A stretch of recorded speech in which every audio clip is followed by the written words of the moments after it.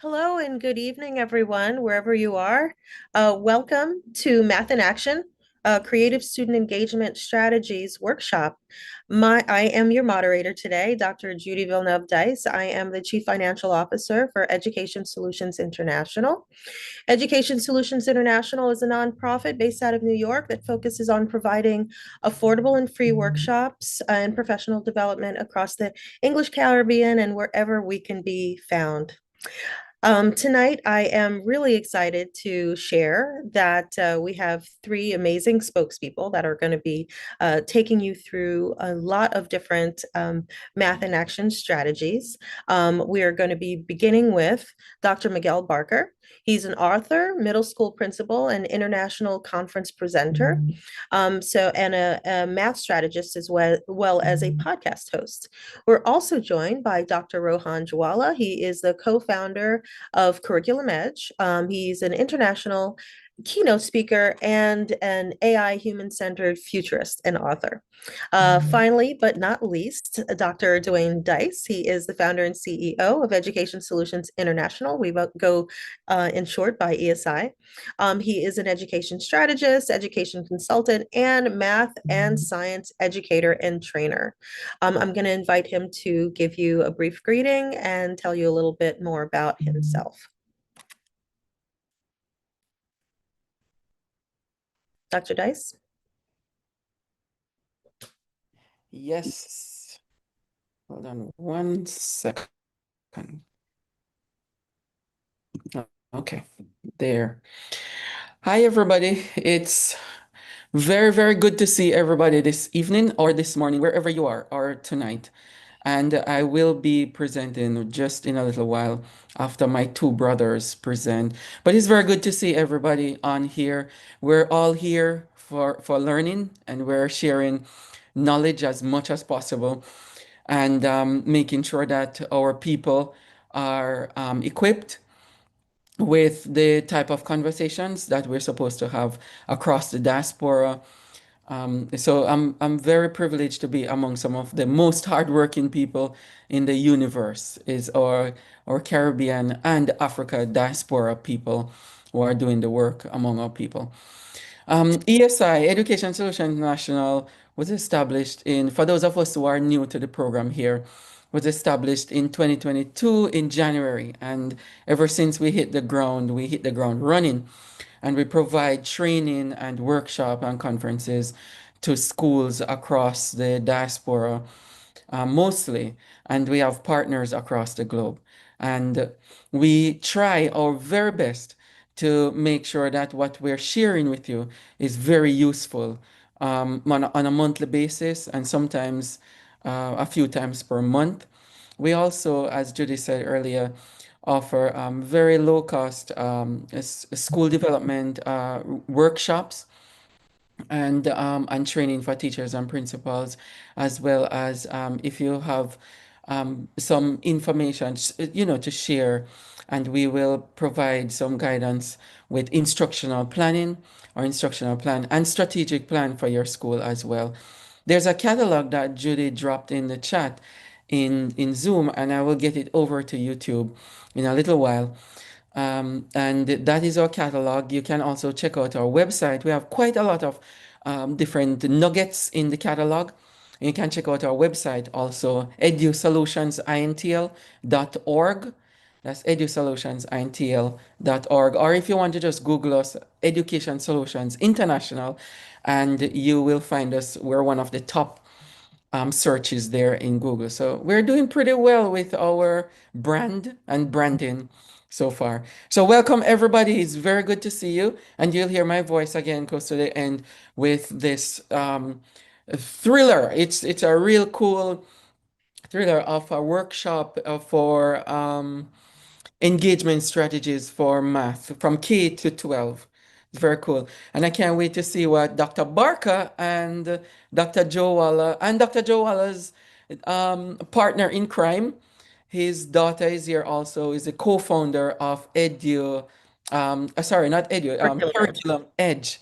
Curriculum Edge is their program that they'll share. Tremendous hardworking people. Funny enough, all of us who are sharing this evening, we're Jamaicans, but sometimes we have some other Caribbean people too on here. So the platform is all of us platform to share and to grow together. ESI is everybody's platform. So welcome everybody, and I'm very privileged again to be here with you, hardworking people. Thank you so much, Dr. Dice. Okay, so what can you expect? So, this workshop, of course, is Math in Action, Creative Student Engagement Strategies. And for those of you interested in receiving a certificate, as I mentioned earlier, we are a nonprofit. And for a simple donation of $5 and the completion of the end of program survey, you can get a certificate of completion. And many of people are hearing about Zephy for the first time. They've heard of PayPal, but Zephy is a program specifically and exclusively for nonprofit organizations. And unlike PayPal, you don't need to have an account. Any denomination, any credit card can be used, and it's converted into US dollars. So if you feel inclined to give more, please do. But the certificate is just $5, and you'll be receiving it again at the conclusion of the workshop, but also you must complete the end of workshop survey. So without further ado, I would like to begin this lovely workshop, starting with our esteemed Dr. Miguel Barker. Dr. Barker, welcome.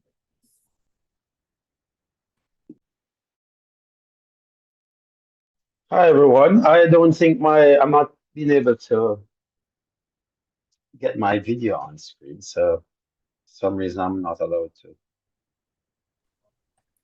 Are you not able to share? I don't think my video is showing. Yeah, we don't see you. Yeah, I'm checking on the. Do you want a chance to correct that and we just go to another presenter? Because I think we're going to need to see your presentation. Yeah. If you can do that, then I'll figure out why I'm not allowed to. Okay. All right. I'll let I you work thought on. it was a yeah, I thought it was a general thing that you were doing, but I realized it's just not me. I'm not showing.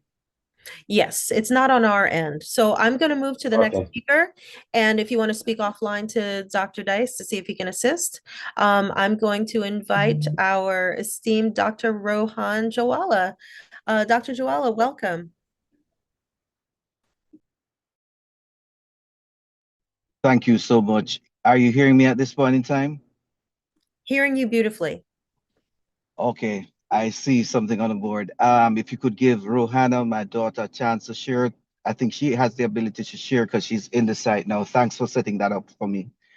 And I'd like to start off because as I look at the landscape of education, thanks everyone for joining me today, and of course this group. I've been working with this organization for the longest while, and I have to give a shout out.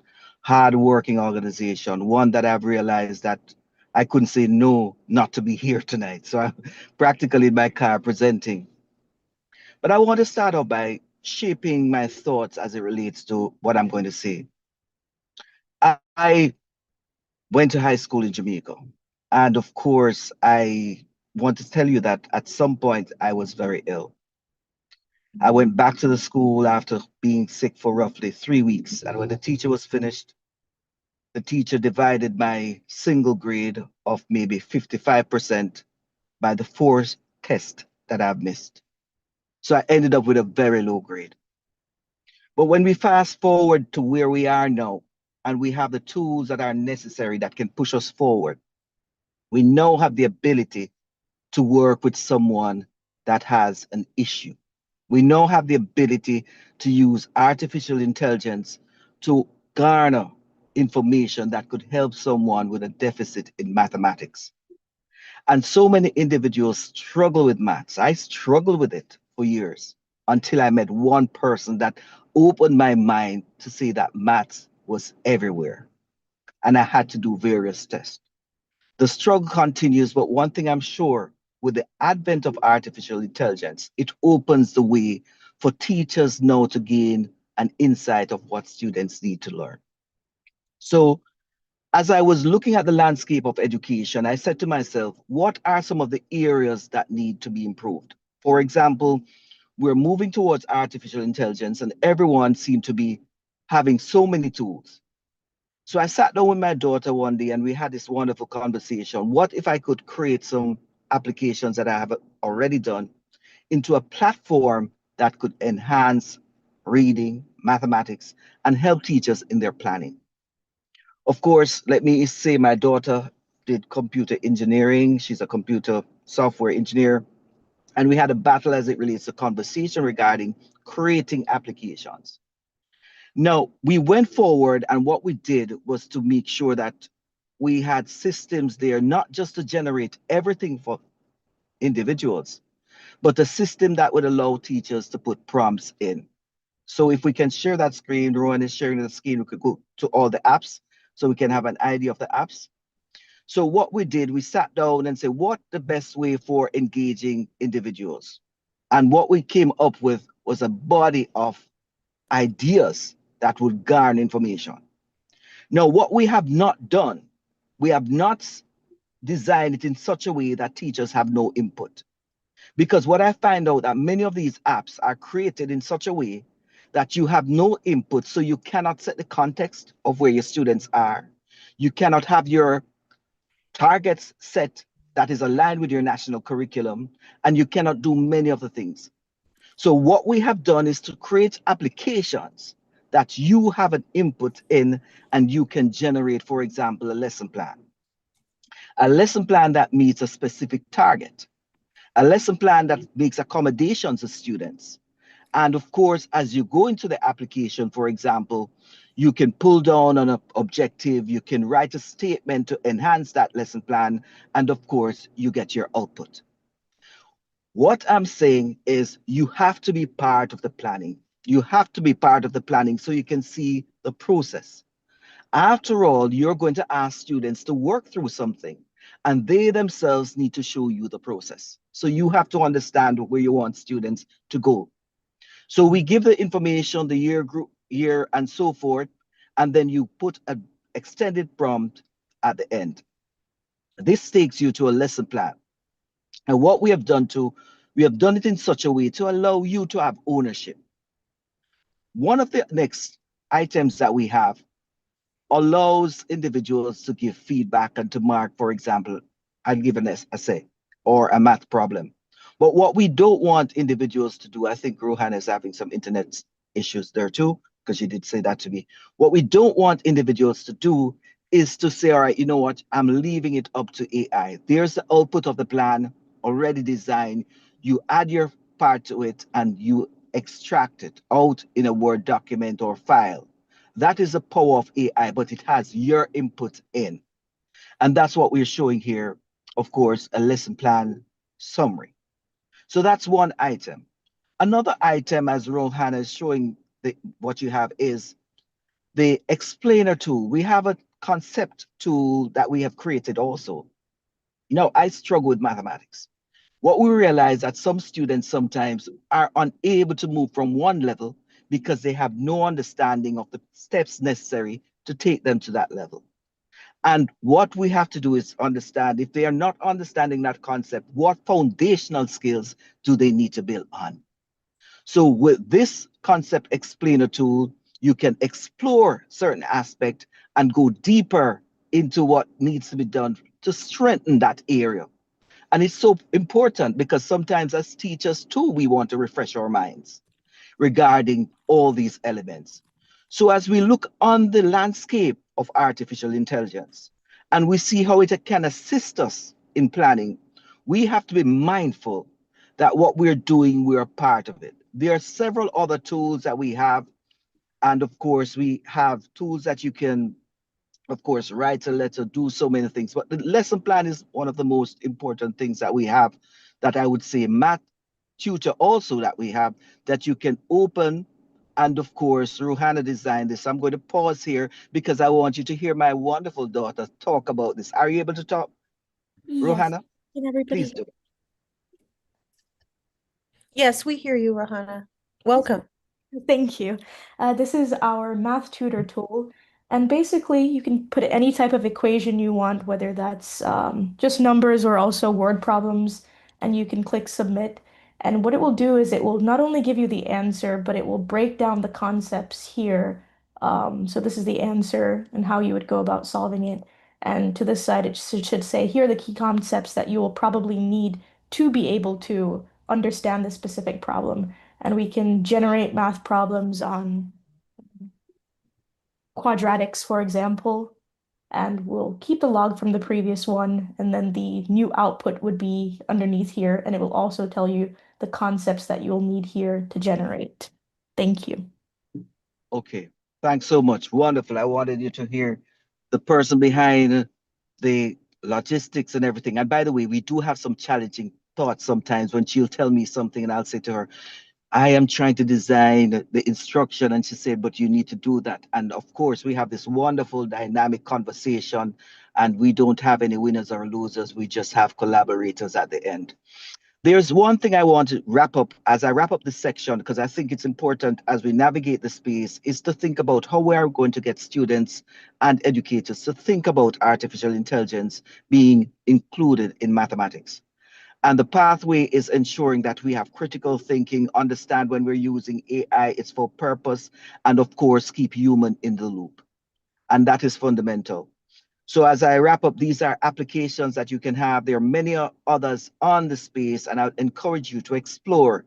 And it's free membership for X amount of use. Every month you can use it, but as I said before, after a certain amount of usage, then it might be you'll run out of points or credits at this point in time.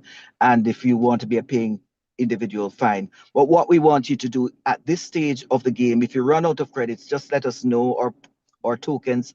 We'll top it up at our expense because we want the tool to be um, integrated into the Caribbean region. I want to say that this tool is designed within a Caribbean context. We have CXC items, we have TVET items, and so forth.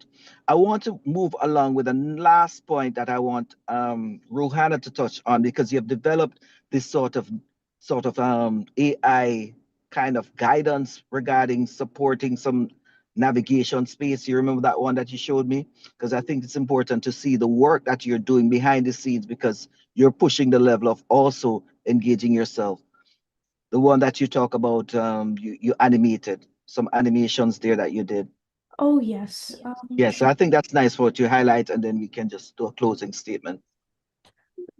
This is just another component of our tool set, and it is a cybersecurity based section where students can go in each week and help them develop their skills with understanding how certain parts of the computer work, networks, how consoles work. And each week, we have hints, and it's a different problem that they can solve.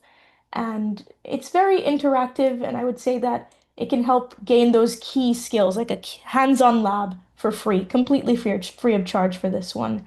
And we update these every 2 weeks. All right, Thank you. thank you. So that's a nutshell.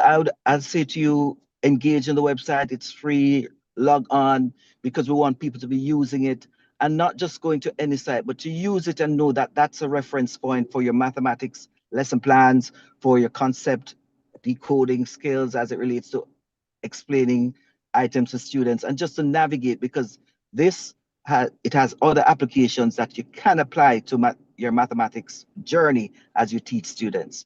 I want to say thanks for allowing us to share on the platform, and we look forward to you registering, giving us some feedback, but most of all, use it responsibly. And also remember, AI will not replace you, but if you're not using artificial intelligence, it will somewhat replace those individuals that are not using it, because it has so much to offer. And remember, that's a part of it. So continue and explore. Over to you, and thanks for allowing us to share. Yeah. Thank you. Thank you. Thank you both, Dr. Joala and your lovely daughter.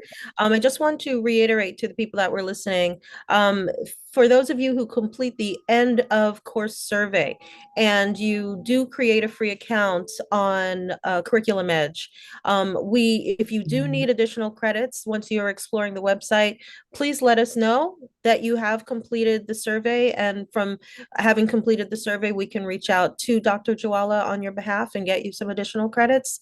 Again, the resources to help prepare lesson planning and to work through math problems are things that we think will be very helpful. And we're very happy to have had this opportunity to learn more about your platform, Dr. Joala. Thank you so much. Thank So you now so we're much. going to Great. Now we're going to be moving to Dr. Barker, who looks like he has solved his video problem. So Wait, Dr. Judy, Barker, sorry, Jill, yes? can you, Noel, Dr. Noel Gordon is on. He's our academic officer for ESI. He can bring greetings now before Dr. Oh, okay. All right. Hi, Dr. Noel Gordon. Nice to see you. Hadn't seen Hello, you on hello, there. hello. Welcome. It's All right. great to see you all. You're seeing me, right? Yeah, I see you just fine. Hear you just fine. Please welcome and please bring your greetings. We're Alrighty. happy to So have you. I'm excited to be here, and I really enjoyed that first presentation with the use of AI. AI is not something to be feared, but something to embrace. And I like the idea, if you don't use it, it will replace you. That's really interesting.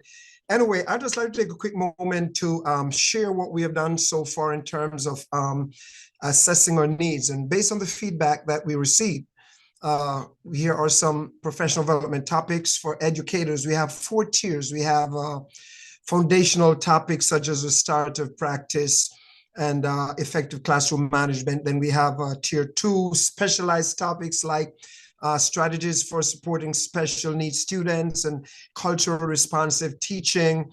Then we have tier 3, which we call the advanced topics like trauma-informed teaching, mindfulness and self-care for educators, data-driven instruction. And then we have tier 4, which is has to do with technology integration in the classroom, project-based learning, etc. And these topics are designed to support educators in developing their skills and knowledge in the areas that are relevant to their practice. And these are topics that we have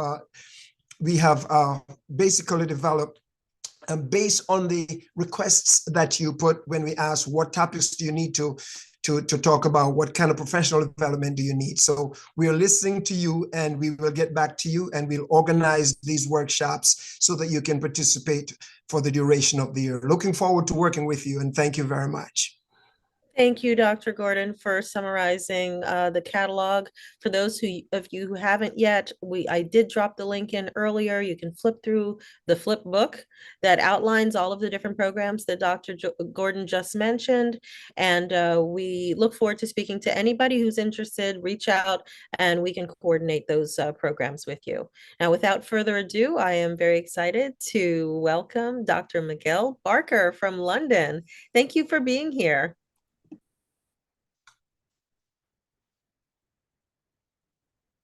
You're muted. Please unmute. Okay, let me know. Can you hear me now? Yes. Okay, good night. This is nearly midnight for me here in London. So this is the kind of commitment that we have to working together and to support each other as we grow.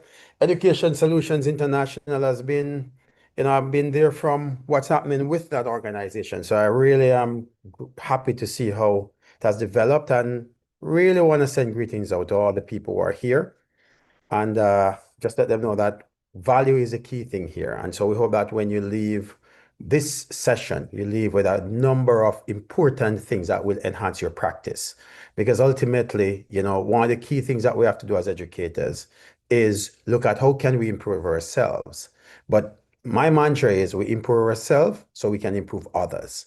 And so I hope that when you leave this workshop, you leave feeling like value has been added to your life so that you can now be more effective in the classroom. So that is the goal, and I'm hoping that you can take from that. My name is Dr. Barker. Miguel, they'll call me. I work in so many spaces, but this is for me one of the most exciting things that I've done so far in my career. I've done some amazing things that have been done with groups of people, but this is one project I've taken on myself. And this was a really taking on a challenge. And I know Dr. Drola before, again, a very good friend of mine. We do have spent a lot of time together and have grown together as brothers and as educational thought leaders. So one area here that I've been used to develop this program really is using AI as a working partner to develop this program. And so what I'm going to share with you today is a website that I've created called Kaizen Math. Kaizen is the Japanese word for continuous and small improvements. So I found this word and I thought it really encapsulates what we really need to be doing as mathematics educator in the classroom. And that is making small, incremental, developmental math teaching. So we teach math in a way that says it's slow, but at the same time more sure in the way that we do it. And so this is about the idea of improving students with small changes in what we ask them to do, rather than, sometimes or some teachers tend to think that math is one broad thing. So what I'm going to do today is I'm going to show you the website. I'm going to walk you through a demo of what the sites look like. Then I'm going to show you some of the tools that are on the site. And these are all tools for teaching. And the big tool that I'm going to share with you today is called the Infinity Math Pro, which really is an infinite math textbook. And you'll understand the concept of it because I'll show you how you can use this in the classroom to increase mastery, to focus on skills, but also bring a level of math learning that you might find that you'd have struggled to do otherwise. And typically, this Infinity Math Pro comes to life when you have already explained a concept and now you're ready to see if students have developed the skills and you want to show them how to master this. You want to present that. And typically, the challenge that we face as a math teacher is that if we work from a textbook, we normally at some point run out of problems, or sometimes the problems begin to change much faster than we want them to. Our students aren't ready to move on, or we're running out of problems. We sometimes address that issue with worksheets. Again, that requires preparation. It also needs an anticipation of what the real challenge looks like in the classroom. What this does is take away most of those issues and gives you a chance to really focus in on getting students to be working through. So I'm hoping that when you leave here, you might go, whoa, what is happening here? So this is what the interface looks like. And I'll quickly show you the interface and then I'm going to go through. So if someone after this says, I don't understand how it works, one of the things you can go on, when you go onto my website, you'll see the demo. And the demo page does a very wonderful thing for you. And I'm going to see if I can bring this bigger for you to see. Judy, we are coming through clearly? Well, yes, right now we're seeing level 1 fundamentals of index notation. Is that what we're supposed to That's see? what we're supposed to see. I just want to make sure that we see what's going on. So, because I'm on a different screen, so I'm not able to. So one of the things you'll see as soon as you hover over anything, so every page will look the same. The first thing you'll have is the title, and this will cover, I'll show you the range of topics that are available on the site. But every topic is broken down into different levels. So the first thing, and this tells you what's going on here. It says you can click on any of these to switch between different levels. Okay, so every topic, and this is just one example topic, is broken down into different levels. Because just keep the concept that this is a textbook. The difference here is that it's infinite, and at the moment, it's free. So you have all access to math problems covering almost every topic for free, and it's infinite. And I'll show you what that means once I do a few demo on this. But you see different levels. That's the first part to bear in mind, that every time you click on a level, you're going to get to a point where if you go here, there'll be a range of topics, different types of problems that comes within that level. So right here, when you go here, you're going to see that happening. There's always a timer. We have two different timers here. We have a 5-minute timer that when we click start, it goes, and then when it's a 2-minute timer, it depends on the kind of practice. And I'll explain that. The beauty of this is that every time you select new, it will generate new problems. And every time we select new problems, we'll get new answers and new steps. Somebody's writing on my screen. Maya, can you please erase what you've written on the screen? But you will be able to use this in that way as well. There will Thank be a you. lot of problems here. So this is what it looks like if you want to just understand what the different parts of the interface does. A beautiful part of this is what we call teacher instructions. When you click on this, this will almost be like a textbook explaining that. So now I'm going to take you to an example of page, and I'm going to just pick a topic that you might want to just use in school. Now, the first thing you'll see here, and I don't know if you can see this well, are the range of topics that are here. So when you click on numbers, there's a range of topics just at the top of the screen. Go to algebra again, you'll see a lot of topics all here. Data handling, there are a few topics there. And then I have some tools, which I'm going to show you some of those tools. So let me just pick a topic. I saw linear equations because that's something that was there. Just have a look and see what happens. So here's what the interface looks like. It's designed to be projected onto a screen. So typically you'll have this on a projector, and this is what the students will see. And if you have a smart board, all of these will respond to touch. So it's a nice little interface. This space represents what students will be seeing as a whiteboard, and the teacher now has full control. So I'm in basic linear equations, and I'm going to show you what happens in this textbook space just for one topic. So we have different levels. So you'll see how this walks through. But also when I pick on one topic, if you look here, there are a number of different types of problems. So let's start with a simple set of problems. This is basic mathematics. This is as low as you can go with algebra. Let's teach them basic solving. So you may have already taught them how to do balancing of equation. Now you just want some quick practice problems just to get them going. Now, typically when I taught maths, I would also just write these on the board, and it's fine. These are easy problems. You write them, they're very quickly to come from your head. But the beauty of this also is that every time I click new, it just generates a new set of problems every single time. Why 5? We really don't want to send kids going on to problems to working for 25 minutes. When I give them 5, I want to click the 2-minute button and I say, you have 2 minutes to do as many as you can. At one level, this 2 minutes might feel like the shortest possible time, or at another level, it might feel like a long time. It depends on the level of the student. The timer works. When the timer ends, it will stop the problem and you can do this. Now, every time a problem set is generated, if you just click answer, the answers will show. And also, if you click steps, it will also show you what is the math step that is taken to solve them. It's a basic topic. But the point is, for every topic, this exact procedure will play out. So let me pick another topic in the same idea. Now I'm going for where we have minuses, because we're building up the idea of how to do this. We're teaching the skill. Immediately after the kids get the concept, you could say, okay, guys, you have 2 minutes, do as many as you can. And every time you select new, you get a new set of problem. Every time you select answers, your answers are there. If everyone gets the answers, you could say, well, I think we're fine. Just check each other's work. Or if someone says they didn't get it, you might go, can we do another set? Or you can carry on. It depends on what you identify the problem to be. Different problems, again, a different type of algebraic solving. So these are basic concepts that you want kids to have before you move to the next step. The next level, as you can see now, says multi-step. Now these are different problems. Now we're stepping it up a bit. We have some pluses, we have some minuses, we have different types of algebraic problems, and we have some with brackets coming into it. Again, every time you select new, you get new problems. Now, so imagine this on your board. You taught the concept and you just want to get some practice going. Every time you say, okay, guys, you have 2 or 3 minutes or 5 minutes, do as many as you can. I want to see all the working. As soon as you finish, you can talk through the answers if you want to. All the steps are there, taking you all the way through for every problem and for every topic. So one topic, I'm still in one topic, linear equations. But already you'll see the range of almost like this is maybe 25 pages on a textbook already covered just in one topic. But we carry on, advanced. Now you start seeing different types of problems.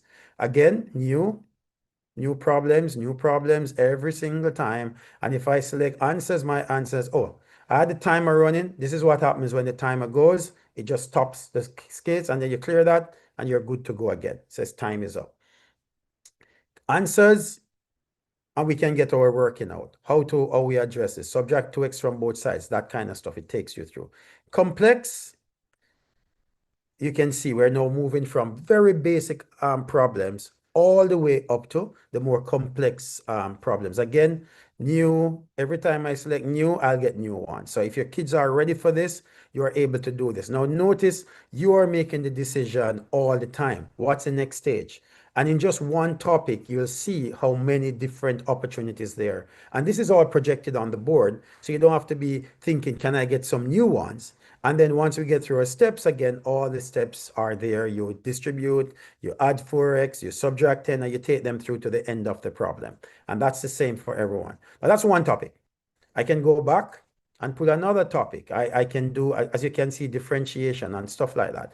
all that's there. Binomial expansion, if depends on the level of the math. This is a higher level math scenario. Now we're doing math again, and we're asking new, and that kind of stuff. So you can see that if we just take any topic, we'll always have a lot of different examples. And again, once you go through, you have a range of topics, variables on both sides. These are inequalities. It builds up. It builds up. All the time, the same thing will happen. Now, a beautiful part of this is if I go to teacher instruction. Let me click here. Is the teacher instruction showing on the screen, Julie? Just let me know. Yes. So for every topic, there's a teacher instruction, and look what happens inside. It explains what is happening in this topic. So you don't have to be guessing. You can read to see what's happening for this topic. What are the different levels? It gives the key concepts that are covered in this topic, just like a textbook would. It also gives you an idea what's happening for the level. It gives you some teaching strategies. So as a teacher, it goes into detail. What should you focus on? Emphasize the reverse rule for negative. Use number lines to visualize. It walks you through the topic. It goes common student mistakes, forgetting to reverse inequality when multiplying divided by negative, and so on. It explains that. This works for every topic. It doesn't have every topic that we pick. If I go back to teacher instruction, that modifies to tell you what's happening in that topic every single time. You'll have all of these. This one has assessment ideas, right? And this is one about sequences. So you get to see basic sequences, but then we'll maybe get to finding nth term, which is another level on this topic, using the formula, all of this. We get the answers. One quick go, we get the answers, we get our steps, what we're doing all the time. So there is always, every topic is there, a nice one, percentages. And your basic percentages is one percentage application. So we have percentages, as you'll see, but we also have applications. And this is where you might find shopping and discount problems. Item costs, there's a discount. And every time I select new, we'll get new problems, right? If we go to a different topic in this, sales commissions, again, we'll have a range of problems that kids can work on to develop certain skills. So it just makes sure that you have a range of interesting problems. Now, you can use this as a starter. As kids walk into a classroom, this is on the board. You can use this as a way to mastery, or you can use it as a way to close your lessons as well. So you always have a multiplicity of problems. You'll never be have to worry that are saving these problems for another time. And this is the beauty of it. As I said, it's an infinite textbook, and it will take you through. These are like higher level stuff, but it takes you through all the steps that you'll need for those problems. I'm going to close by taking you through some little games that we have here, and one exit ticket that I'd like teachers to take away, at least to use. But basically, one of the things they can have, and teachers love to have these kind of things. For example, this is area and perimeter. Yeah, these are the tables that you might give students after teaching the concept, and they need to work backwards and so on through these. And you can give them these tables. Every time I select new, there's a new one. Yeah. Every time I select new, you get new different problems in just this one topic. And it means, and we can then go through one at a time, and we can do all the math that comes to figure out what are the different answers that go with what to get to these problems. This is a nice one, but the one I want to show you, and there's one for cubes and cuboids, circles, but I want to take you to this one just for the fun of it. And this one is one I'm really, really excited about. And this is one where we can finish a math lesson. Now, typically we talk about exit tickets in maths, and most times it's some math questions that we ask them to do. But, math is not, we always think that when a kids repeat what we taught them in math, that is going to be the key thing that they learn it. But they turn to the next lesson, and most times they come back and they don't remember some of the concepts. And the reason for that is simply based in educational philosophy. You don't learn from experience, you learn from reflecting on experience. So this exit ticket choice board gives students a chance to reflect on the learning for today. So a range of colors. And what happens is students, I normally would say to students, pick a color. I might have a child who's done well in class today, and I say, pick a color. And as I typically, if you click here, it explains how this works. Okay, there's always a teacher's guide. So what you can do, if I pick a color, let's say I picked yellow, what happens, it will give me a reflective question for students to learn and to use at the end of the class. You maybe need 10 minutes for this. As soon as you click it, the timer starts and students are now in a moment of reflection. What do you want to learn next in maths? How does it connect it to today? It is simply questions like these. You give them 5 minutes to write this down, and then you get them to read it back. And that will get them to start thinking. If you pick any one, there's always something. Describe a moment when something suddenly made sense to you today. Here's another one. In one sentence, summarize what today's math lesson was about. Every single one of this will give you a different way of getting them to write about math. So you're getting their literacy going. You're getting them to reflect on the math, but in a different way. What made you most curious during today's math lesson? Now, we want to have these questions, but what I'm saying, they're all here. And us, the only thing that you have to say to your kids, you're maybe fantastic today, guys. Which color do you want to do today? And there is enough here, and I can keep adding new ones to this. Right, one thing you learn in today's maths, be very specific. So this is a nice piece about the philosophy of math, getting kids to really think about their mathematics and not just the process of remembering a pattern that got the answer, but to really go into the reflective mode. And what I normally do in my classroom when I use this is they would write down their answers. You insist that in this 5 minutes, they write their response. They write 2 or 3 sentences. And then when that time is up, you get them to read that question with no judgment. Everybody just read back their responses and let everyone listen to that.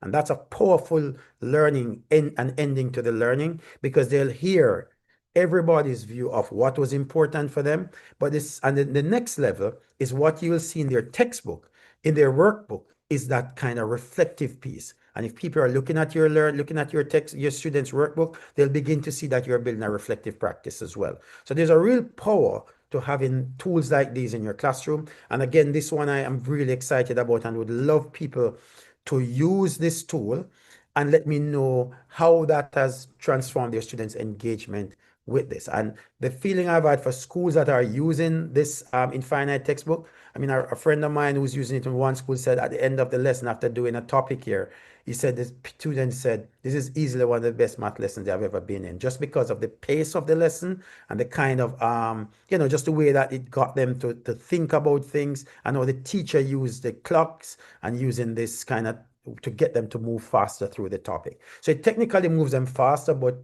not skipping any of the steps.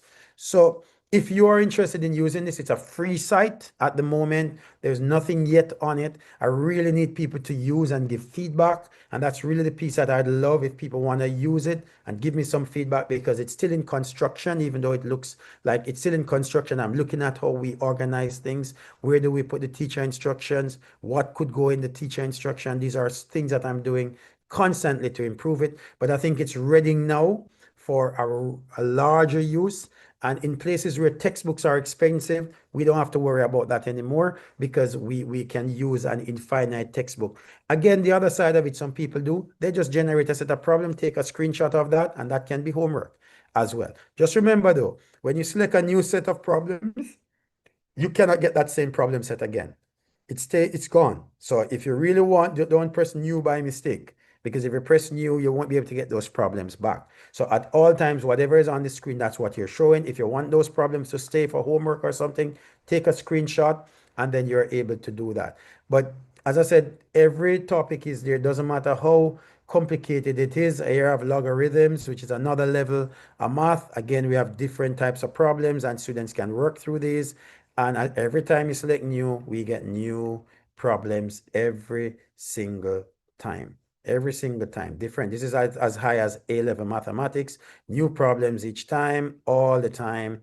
And every time I select steps, we see all of the steps clearly laid out for students to see what's happening with the maths. So this is the infinite maths textbook.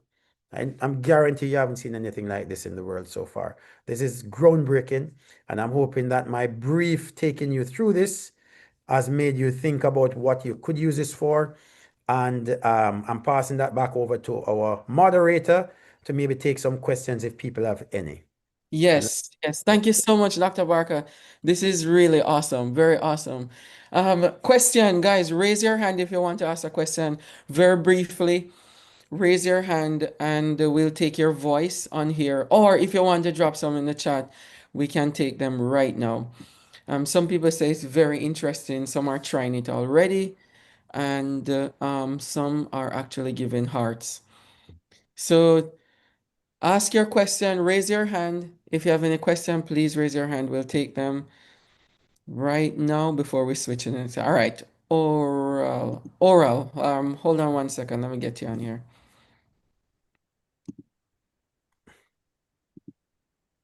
Okay. All right. Go right ahead. Oral Lawson. All right, pleasant afternoon where Yes. I'm at. And presenters, thank you so much. Very interesting, very engaging, very innovative. How do I get you guys to do a presentation to my math team or group of mathematics teachers on a select day? Who would I talk to? Do I send it to you, Dr. Dice, and you can arrange one of the presenters to Yeah. address my team for about half an hour? You're at Ocho High? I am at Marcus Garvey Technical Line. Marcus Garvey. Oh, you're close. Yes, yeah. You can write to us at edusolutions@gmail.com. It's in your email confirmation. Right, certainly we'll put in the request for one of our co-planning sessions. Thank you. Yeah. Any other question? 'Cause this is groundbreaking as Dr. Barker is the creator of this program, you know. He's been very humble, but he spent time creating this thing and it's gonna blow up. I have two questions. Oral Lawson is first. No, no, Or no, he just came on. oh, that was oral. Okay. Yeah. Arlethi? Yeah, go ahead. Or let it go ahead, Charles. It's Arlette. Yes. Or let. Um, yes, I'm an elementary school teacher. I'm looking at the platform and it seems to be as if it's more geared to secondary students. Is there something for the primary? Dr. Barak, you see, when he shares, he couldn't see the screen though, but when he and I went through it, there are topics in there. If you browse through, there are topics in there for elementary. There, when we went through it, I saw a ton of fractions, addition and subtraction of fractions with Mhm. like and unlike denominator. I see very simple equations. Very, very simple. The only thing that is still developing is shapes. The shapes, there is not in a lot of primary level shapes in there, but you have a lot of Dr. Barg, you can talk about it. Yeah, so it's a very good question. So one of the things that obviously when you're building these platforms, you build it to the middle where everyone can first have access to it. But every topic does begin from the lowest level in terms of where it goes. So if you look at level one problems, you'll find if you see fractions, for example, you'll see basic fractions from the beginning. If you look at decimals, you'll see basic decimals. If you see addition of numbers, multiplying by 10, it starts off by with multiply of 10, but it will may finish with standard form. So the whole point is that as a teacher, you normally would typically look at a range of resources and you find it, you look at the range of resources and determine which one works best for your students. Now, one of the things that, as Dr. Dicer said, this is in development. So if people say to me, but this particular topic would be helpful to have, if that is emailed to me, I'll certainly begin to add those topics in because it's a math platform. And the idea behind it is that it continues to add new topics, new topics. So for example, I've just added absolute value because someone said, I'm teaching this topic and I'd like to have this to use because I like the format that it is designed within. So the question about elementary math will be a lot more of maybe people providing some guidelines about where they'd like to go with that. And then I'll add those, or I can even sequester that, like create a set of topics that are basically around that. But the philosophy of it is that topics grow from basic to advanced because that's the other thing that students will be able to see in this is that you typically in a textbook only see what they're supposed to learn. In this, you could literally, if someone even says, what is the next level on this? You could show them how far this goes. You know what I mean? You could say, "Hey, you're doing this now, but look at what the higher level of this topic looks like." And so students can begin to have that kind of wondering that would get them to think about the next level. So it is not specifically one area of math. It goes all the way through any level of math. As Dr. Dice also pointed out, I'm still working on how I get like the geometry side in because that requires a different kind of coding. But even if it doesn't have that, then you use the resources you use when you had those questions. Does that make sense? Because this is not supposed to solve the world's problem. It just helps you in areas that you might find that it helps you. I hope that Thank you, helped you, Dr. Baca. Arlie. Rebecca has a question. Rebecca, come off mute. Rebecca? Yes, good afternoon. Hello. Good Hello. afternoon. Welcome. Yes, thank you very much. I know it's all about mathematics at the moment, but I'm thinking I would love to have a workshop literacy, helping students who are slow learners or, have difficulty reading. I would like a workshop on that sometime to come, if possible. It is possible. We're planning one very, very soon because we look at science and now we look at math and having Dr. Barker's primary background is math. He eats math. And Okay. even though he's an administrator for schools, but and then we have Dr. Gordon, Dr. Noel Gordon is all up in restorative practices and school in terms of behavior and guidance counseling and so on. So we're planning out areas that are very relevant to school. So we are in the making of a literacy workshop. It's coming. So you're one step ahead of us. Okay, then. Thanks very much. Absolutely. And as long as you're on our mailing list, you'll get notified of all the upcoming workshops. And we try to tackle all the different topics. But make sure if you haven't already that you've subscribed to our website. That's edusolutionsintl.org. And you will be receiving any updates that we have regarding workshops to become available. So thank you. Okay. All Hewlett, right. Thanks so much. thank you. Yes, good afternoon, good night, good evening.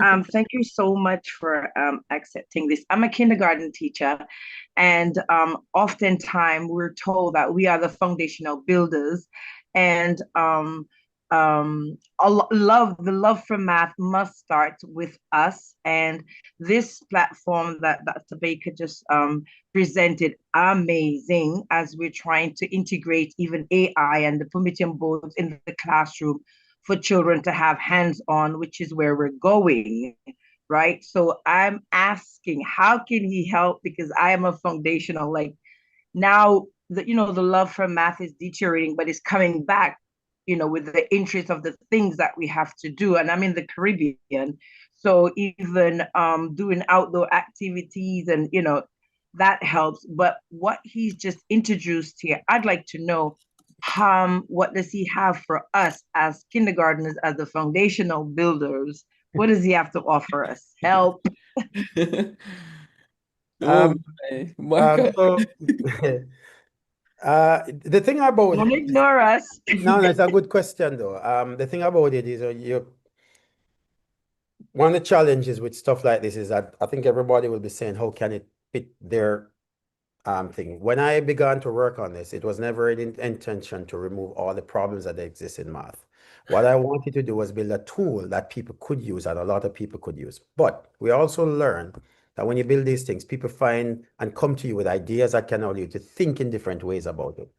One of the challenges that we face when we try to develop programs for younger kids, we're not talking about if it's, so this is really teacher use, not student use. It's teacher facing, teacher works on this.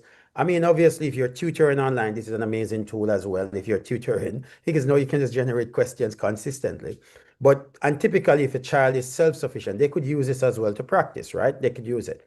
But initially, it's built around the idea of a teacher presenting to a group of students using an infinite resource of math problems on every topic. For kindergarten, I'd have to look at a different way to present it because obviously for math learning, they're going through the different stages of math learning. Concrete, pictorial, then to symbolic. What this is looking more at is maybe more symbolic, where mathematics has passed that stage of like a discussion is an understood thing that exists in the world, and the discovering process is happening in the classroom. So we would have to look at something different now. You've given me a challenge. I'll think about it.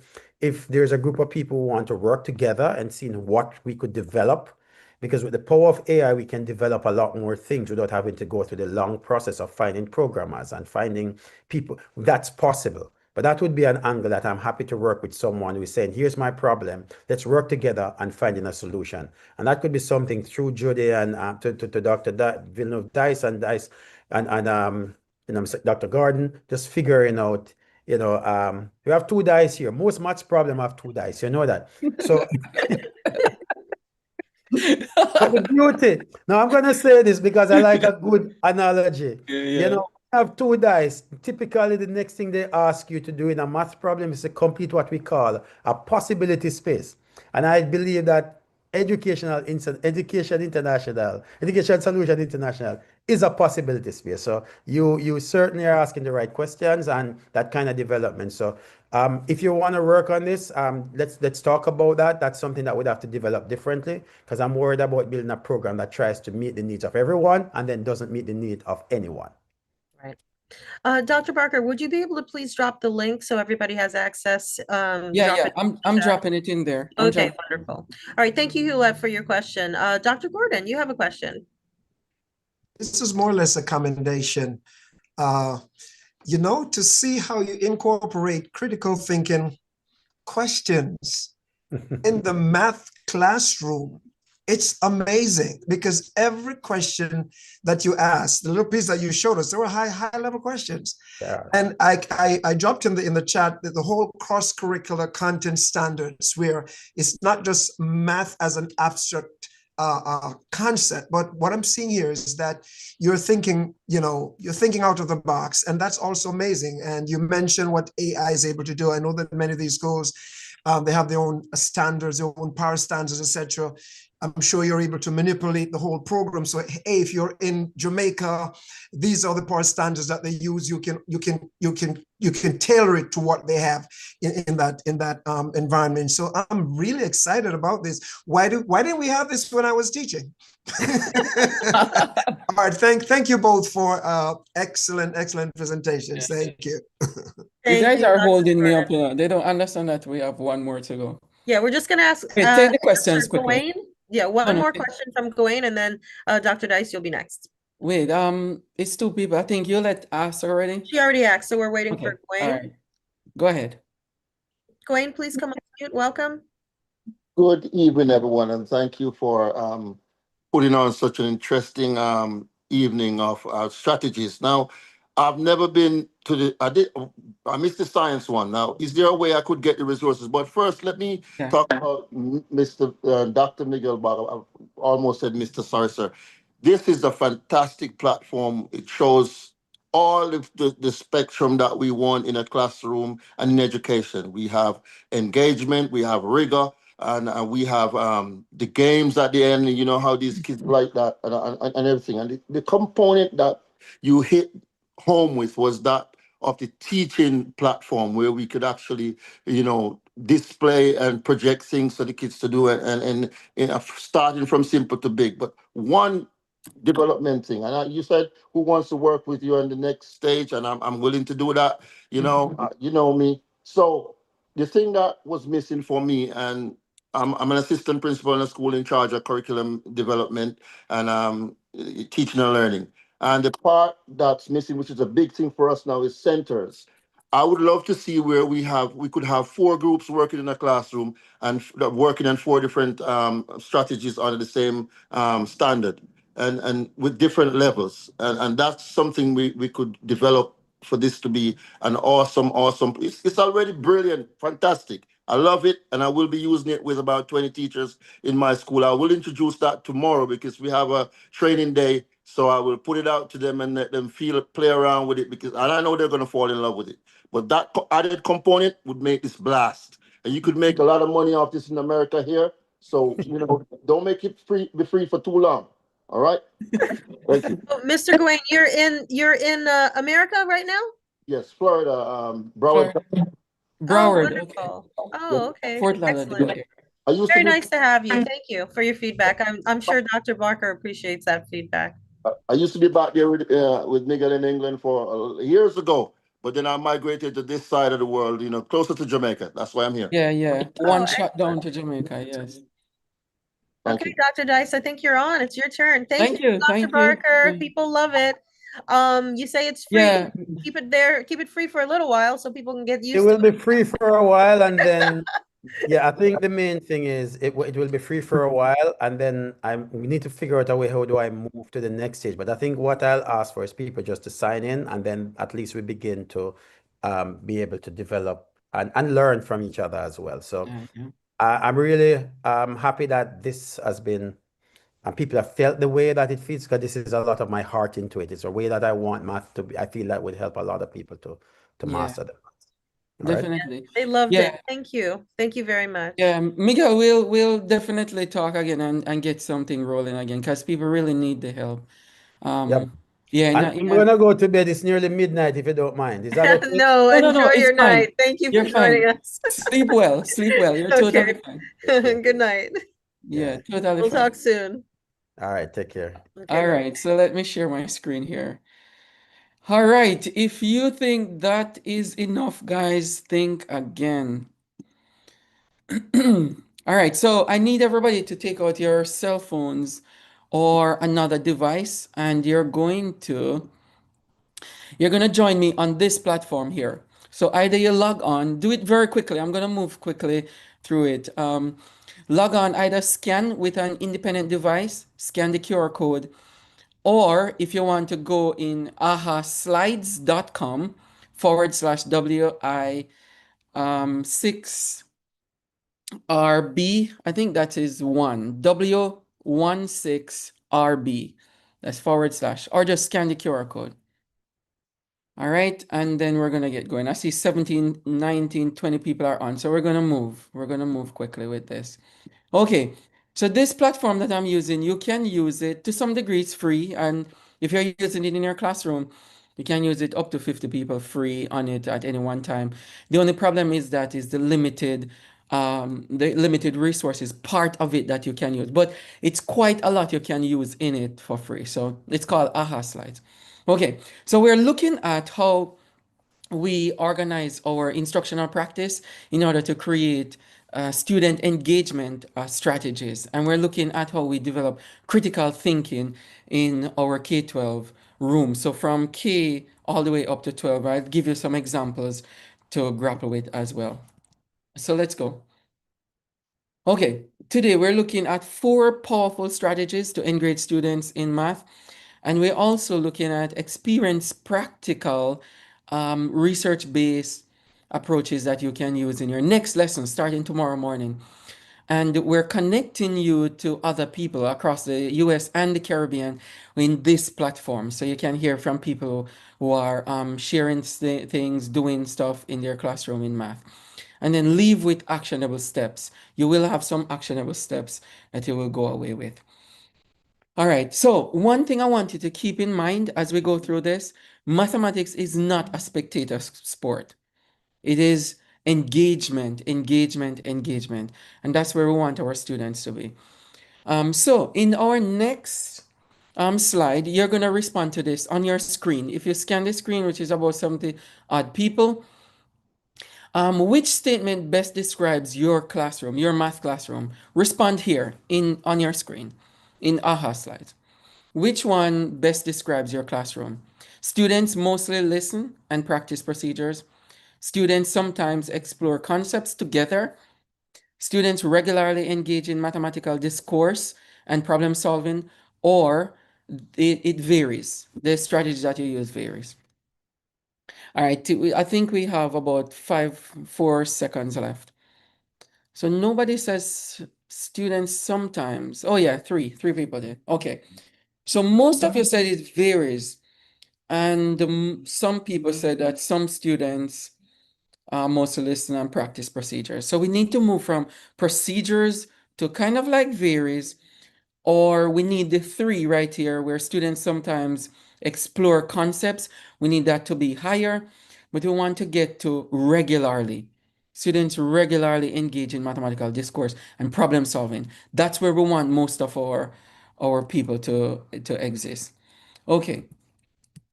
So let's go. What's your challenge? What is your challenge? One word. So now we're focusing again on responding on the screen on the next slide. One word.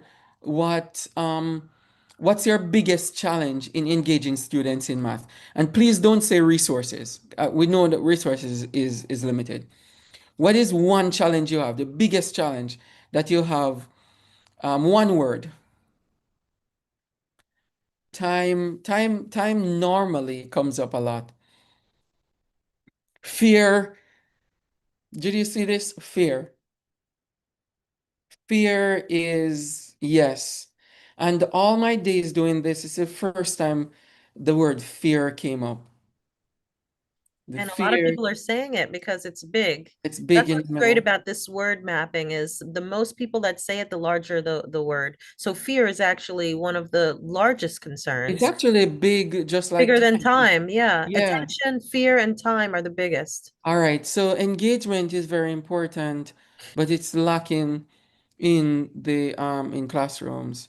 So fear of implementing. If somebody wants to raise your hand for those of us who chose fear, I would love to hear what you're imagining when you talk about fear. Because it could be using technology, it could be the type of students you're teaching.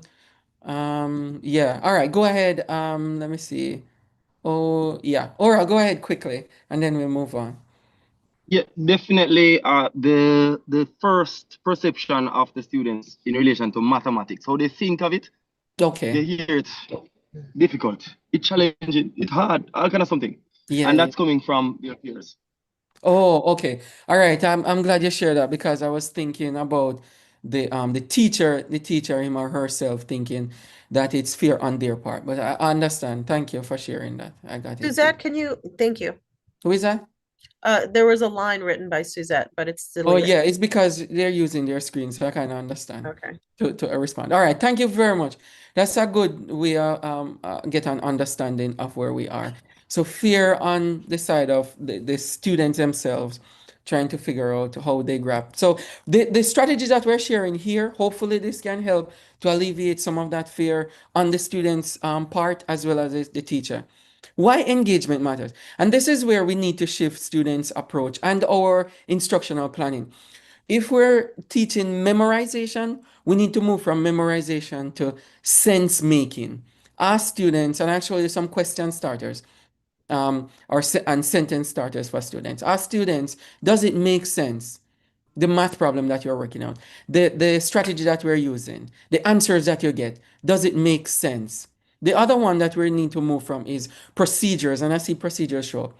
Procedures over understanding to conceptual understanding.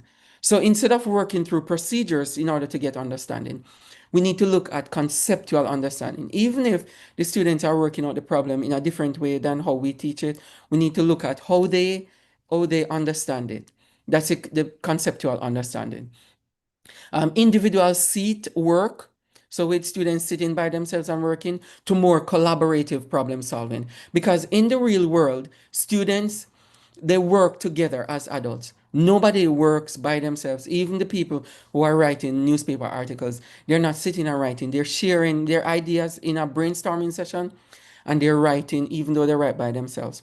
They're sharing, they're constantly sharing. Even the people who you consider a loner, they're actually sharing information before they sit down by themselves. All right, and the last one is teacher as sole authority for knowledge to students as mathematical thinkers. And this is where we need to get at. Having students become mathematical thinkers is to have them taking ownership for their own learning. Now, look at what the research says 40% better retention if they're actively engaged in and deeper conceptual understanding. Just by actively engaged, just by asking them questions in the class, asking them to share. 40% of them do better at retention of the knowledge and a deeper conceptual understanding. Our framework now, this is what I'm going to talk about. We need to have students develop their curiosity that they come into the classroom with. We need to have them deepen that curiosity, and we need to add challenge to their curiosity in the classroom and provide some connection to that, which is their experience. Base the learning on their experience, their examples that they can tie to the examples that we're using. So curiosity plus challenge plus connection, and it gives you deeper mathematical thinking. That's where we need to get our students to cultivate these three areas that will give them deeper mathematical thinking. So let's look at 4 C's in the framework. The 4 C's in the framework are conversation, connection, creation, and choice for students. And while we go through this presentation, I'm going to go quickly because of the time, but I'm going to try to do justice to it and give you some information. As we go through, I want you to think about these 4 areas and think of one of them, not all of them, just one that you can implement, not tomorrow probably, but as you plan going into the weekend to next week, you can implement one of them, one of the 4 C's: conversation, connection, creation, choice. So let's take in strategy number 1, because remember, we're looking at 4 strategies here. The strategy number 1 is conversation. And in math classes, in order to develop some level of engagement, you must have some math talk, some discourse. You must have some conversation. So let's look at what it might look like. What does math talk look like? It's a structured mathematical conversation where students explain their reasoning, they justify their thinking, they compare strategies, and they build on each other's ideas. That's what they do right throughout the lesson. If I should model a lesson for you, you will hear students talking all the time about the math concept. I put a problem on the board and they talk all the time about it. And I don't leave it as at one procedural way to find your answer. I ask multiple people, how else could we work this out? How else could you solve this? And by the end of the lesson, we come up with 3 or 4 ways of solving the same problem. So that students don't go away thinking that it's only one way to solve this problem, only the teacher's way. You have to find a way to let them share their thinking constantly and give them ownership again in it. So, why does this work with the math talk? It develops reasoning skills, it builds mathematical vocabulary, it makes thinking visible. And Dr. Barker, who just went to sleep because it's late, he normally talks about making thinking visible in a math classroom. Visible thinking. We have a workshop on this to make thinking visible in our math class. We need to make our thinking visible, make the students thinking visible. And the only way we can make them visible is if we're having them share their thinking, not just in writing, but they can draw their thinking, they can voice their thinking, they can share their thinking with each other so that other people will explain what the other student is saying. The last one is create collaborative culture. And we do need a culture of learning in our classroom. And it can happen. All right. Quiz number 1. Ready? Okay. True or false? In a number talk, students should raise their hands to answer. Yes, true or false? Should students raise their hand to talk, or should they just talk? Is it true or false? You have 26 seconds. Choose one of them, true or false.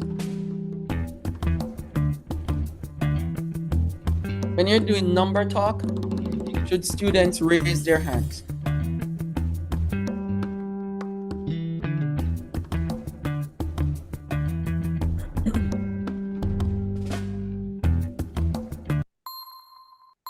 Okay, we're gonna reveal our answer. And the answer is, oh wow, the answer is false. In a number talk, and Andrea is writing on the screen, in a number talk, students do not raise their hand because it's a quick talk. Number talk is about up to 5 minutes. So what they do, sometimes they interrupt each other just to share.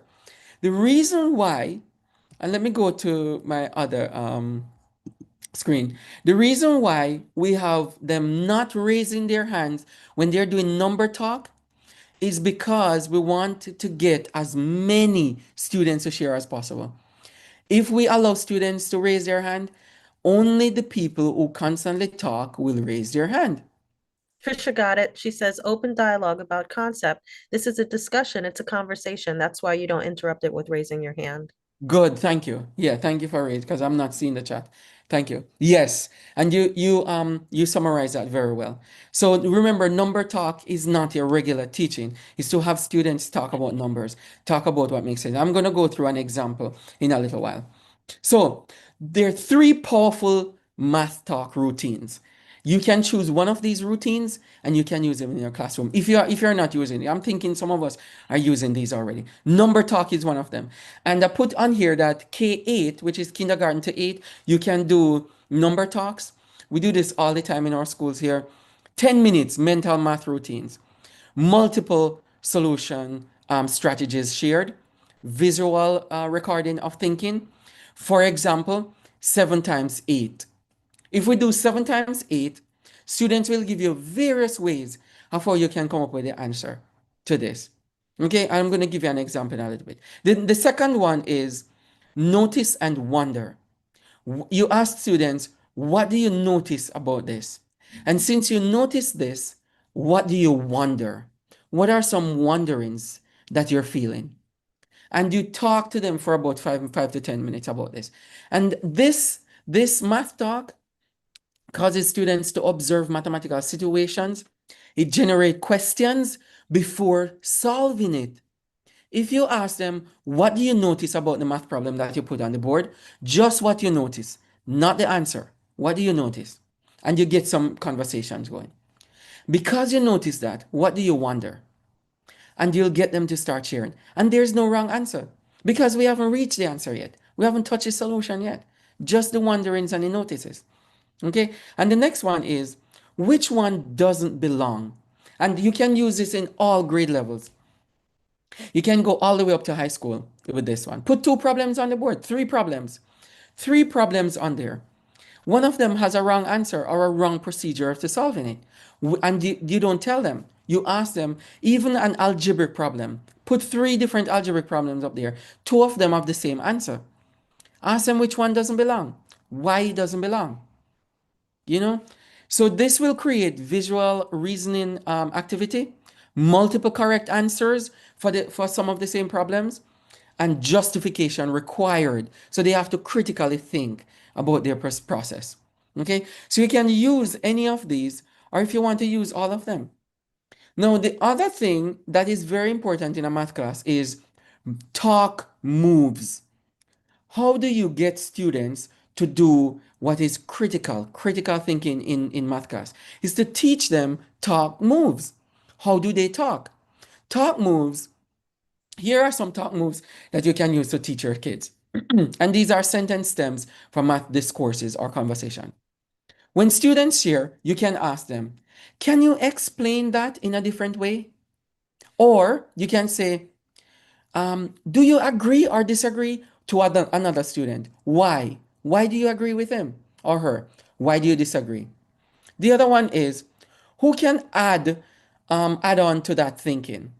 Another one is, what questions do you have? If I put this problem on the board, I work it to the answer. What questions do you have for this? And can you restate what they said in your own words? How does this connect to what so and so just shared? You know? So these are some of the math sentence stems that you can actually put them on a poster and use them weekly in your class. Go ahead, Jude. I was just asking, I mean, there seems to be a major emphasis on critical thinking in this way of approaching the math Yes. because they're asking themselves a lot of questions. And is that essential for the reinforcement? This is to develop conceptual understanding and reinforce the conceptual understanding, not reinforcing rote memory and memorization. It is to develop conceptual understanding. It is not for memory because students are going to develop over time the long-term memory if they understand what they're learning. And in order to understand what they're learning, is to teach them how to critically think about the concepts that we're teaching them. And by questioning them, by asking them, by engaging them in the lesson, it will sort of ward off some of the behavioral problems that we have. Some of them, not all of them. And it will also engage students to actually start in asking questions about their learning from the get-go. Instead of just us teachers telling them what to do, even if the concept is new. Start simple and say, what do you think about this problem? put a word problem on the board. Do you see this as relatable to you? Have their culture in the word problem. And I'm going to get to culture in a little while because there's parts of it that talks about cultural integration in there. Okay, now on grade levels examples. This is the example that I was sharing with wanted to share with you.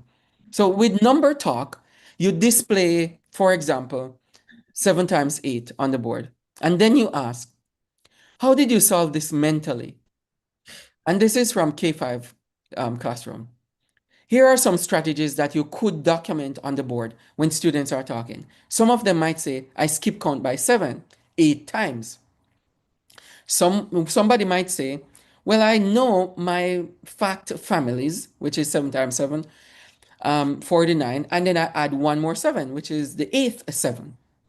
I can do that. Some people who are in deeper thinking will say, well, I multiply by 10, 8 by 10, because I know my 10 times table. And then I subtract 3 times 8 from that. That caused me, it's easier. Now, this sounds like my grandfather, because that's how my grandfather would multiply.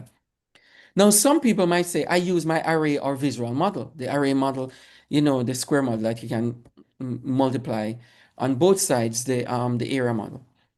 So you document those thinking and notice that you have 1, 2, 3 4 different ways that students share that you can put on the board.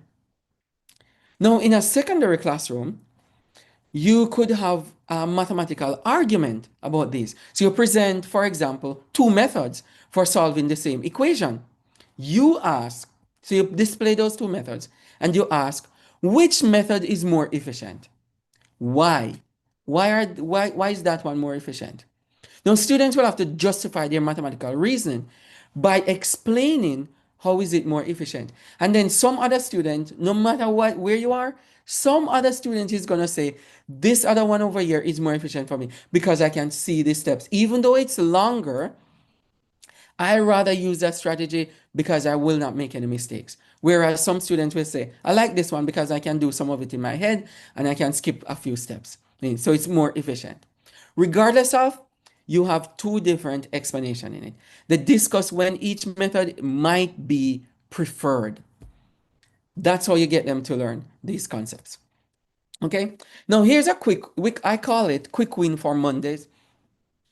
This is what you can do for small, quick wins that you do. On a Monday morning, I come in and I will do my 5-minute number talk. 5 minutes at the beginning of my class.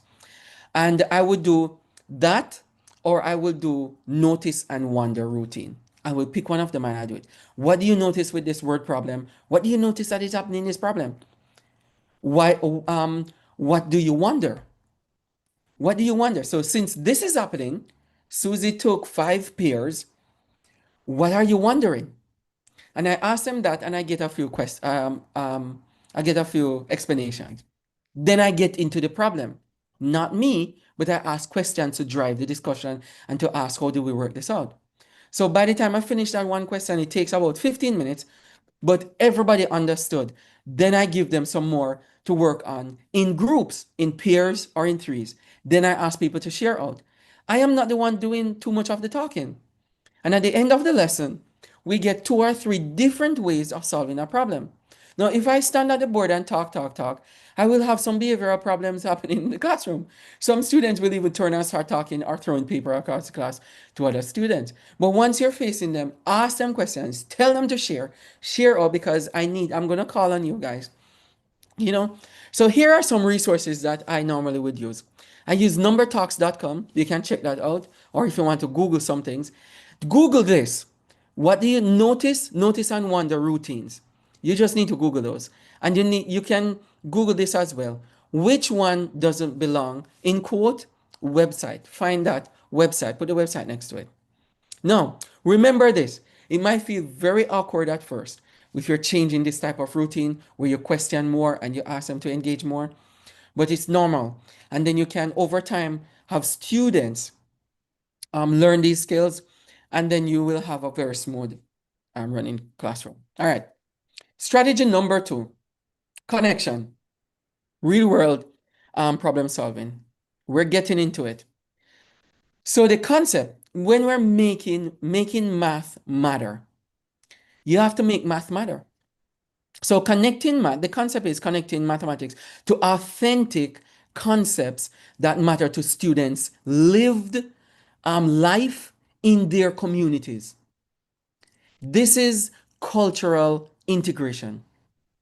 You cannot use, if you're living in Belize, using American examples or European examples. If you're living in Belize, you need to use Belizean or Caribbean or Central American example in their backyard where they can be familiar with it. If you're living in St. Lucia, use your Creole example. You know, use, if you're in Trinidad, use the steel pan, use the soca music. Use those examples to drive the instruction. Now, why does it matter in order for them to use their lived experience? It answers the question, when will I use this? Every time some students ask you in math class, when will you use it? That's when you will use it. Because you're using their scenario in your lessons, then they will have an idea of how to interpret the mathematics in their own life. You know, and here's the funny thing about it. You can actually use ChatGPT to generate some of the examples that you're using by incorporating the students that are sitting right in front of you, incorporate their experience in there and generate over and over until you get a good question to use in your class. It increases relevance and motivation. It develops problem posing skills. So instead of them trying to get to the solution very quickly, they pose problems and they have the skills to ask questions and develop problem solving skills. It builds critical thinking skills among them where they know in real world it is messy. Working out problems is messy and they work through it anyway. That's what it builds in them. Key to this is that real world problems are context rich, sometimes ambiguous, and require mathematical modeling. So if you can model as much as possible, if since you're planning, and sometimes you get tired as teachers, find one or two problems that you can model. Just that, one or two. And then give students the rest of them to follow your lead. All right, community, your math. In your real world mathematics, you need to have some real world relevant problems to their community, to your community. So think about this when you're planning your lessons, instructional practice. Think about the marketplace. Think about the weather, because everybody across every nation talk about weather system. Think about sports. Think about transportation. The buses, how many people they carry? Where do they drop them off? How many people get dropped off at the bus? Think about that in order to do your algebraic thinking. Festivals, local businesses, community issues, social issues. Think about those to tie into math problem. And you might ask where you're going to find those. We have them right here. All right. Now drop one problem, very simple problem here that you think you could use from your background, your community. One math problem, a very simple word problem.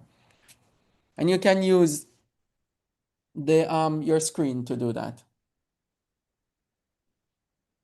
As soon as we get one math problem or two, then we'll move on from this because I want you to start thinking. You can use one of them that you use in your class, maybe today or yesterday. But don't make it too long, just a simple one. Think of your community or sports. We got a really interesting contribution in the chat. In the chat. All right, go ahead. Leon says, I use observation that females generally go to bathrooms in groups to teach product rules in calculus. Yes, yes. That's a very good one. That is a good one. Who is that? Oral? Yeah. All No, right, good one. Leon Leon. Thompson. Okay. Yes, Leon, that's very good. The person who put the number on there, we want a real world problem. This whoever put that in green there is one of those teachers who gives students worksheets a lot, probably. I'm calling you out. I have no idea. Don't worry. Nobody knows who you are. It's anonymous. All right. Which whole numbers is useless when you want lunch money? Oh, that's a good one. Because everybody wants lunch money. All right. Let me see one over on this side. What is the bearing of Virgin Gorda in relation to tortilla? Yes, tortilla. Yes, yes, yes. Oh, I'm thinking this person is very close to Virgin Islands, whichever one, British or US or Haiti. That's good. Percentage. This person didn't put a problem at all, just percentage. Shorthand. What percentage? Okay, so we can tie it into percentage here. What percentage of girls travel on taxi in the grade six class? Yes, those are good. Pam has mangoes 323, right? Mangoes. She received 45 more from her aunt. How many mangoes are? Yep, yep, you can do that as well. Yes. All right, so we're getting into it. If we had more time, we could get straight more into it. That's very good. I can tell you two All that right. are in the chat very quickly. Yeah, good, good. Yes, Um, thank you. Cherioli, she says Leah and Jay stopped by a fruit stand in Guyana. Leah bought 2 oranges and 3 mangoes for $82. And Jay bought 4 similar oranges and 2 similar mangoes for $108. What is the cost of the mango and the cost of an orange? Yeah. So yeah, so we have lots of No, that's very good. That's a yeah, very good algebraic one. What I would start off with, and I'm sure if she can unmute whoever wrote that one in there to look at an entry point. I Cherioli, yeah. Christmas. I would literally look at let them label the items in the problem first before we even start talking about it. Sharioli, you want to raise your hand so we can unmute and if you want to share. Who is that? Judy. Sharioli. Cherioli Christmas. That's her name. Can you raise if you want? Can you share? If you can't share, you can say you can't share in the chat. All right, you can unmute if you can unmute. Sharioli, Okay, go good ahead. night, everyone. Yes, All right, Shirley Christmas. So this was stemming from like a matrix question. So yes, I yeah, would have allowed for them to use a letter for orange and a letter for mango. M for orange, M for mango, and yeah, try to allow for them to see how they can come about the unit cost. yes. But this was linking to a matrix question. So before me showing them how to do it using the matrix method, you can throw it out and see what they come up with. Yes, yes, very good. Very, very good. Thank you. All right, good. So let's look at the ethno-mathematics. Ethno really is the ethnicity. In mathematics, we have certain aspects of it that is grounded in culture. You can do a Caribbean market calculations, cricket or baseball statistics, architectural patterns in local buildings, traditional games and strategies, festival. When you're looking at planning and budgeting, you can look at that. Community-based math. Students can solve real world problems in their neighborhood, such as traffic patterns and safety if they have traffic.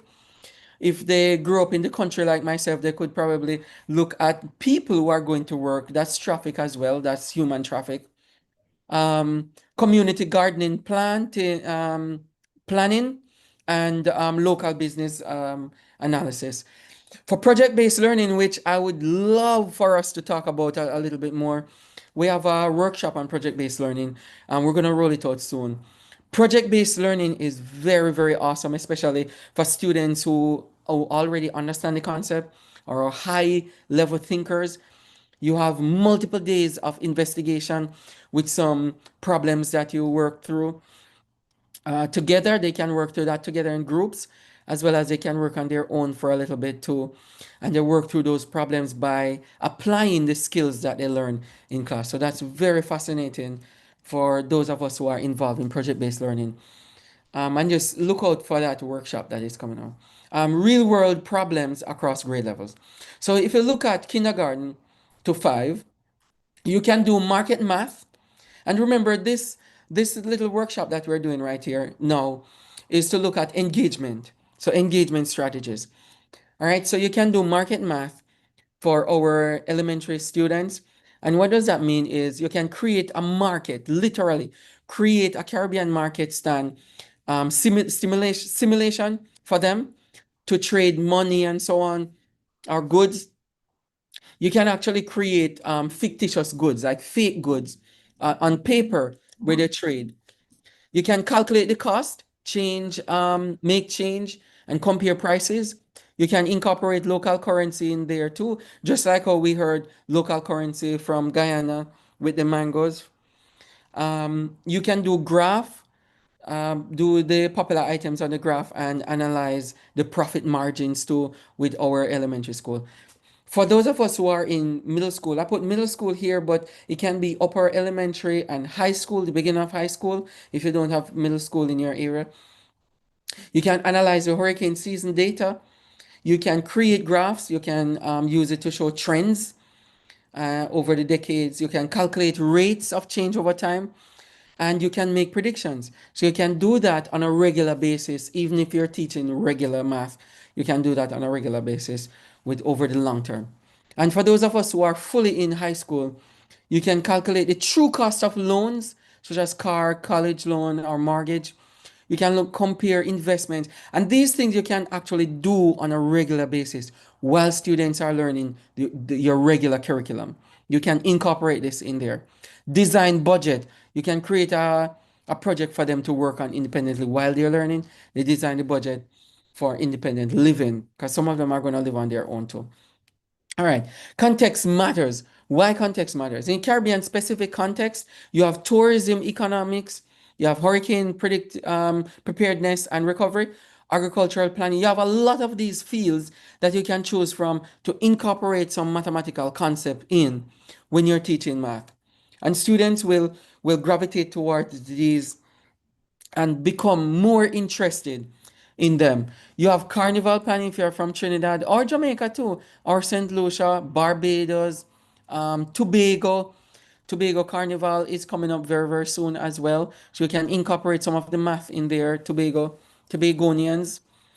Water resource management.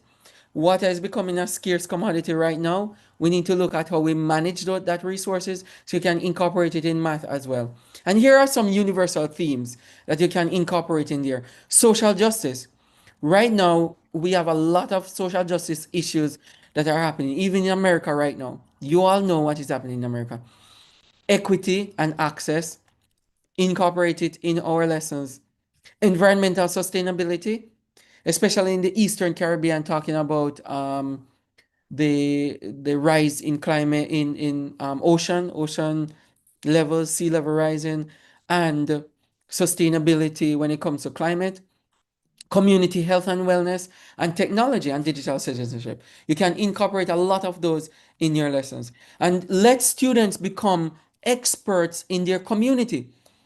Don't just have students come into school and just learning the pure math. They need to be able to interpret that in a regular setting. Get them to use the strategies that you're teaching them in a regular math class in project-based learning. Let them organize their own self. Just give them very basic skeletal project and ask them to apply the skills that they just learned in the math class and let them submit those projects independently of the math learning that they're doing in class so that they have additional projects that they're looking into their community to do and to become a part of. We cannot just have them just doing the bare minimum in the class and to do just the math problem. It's not going to work. We really have to ground it in reality for them.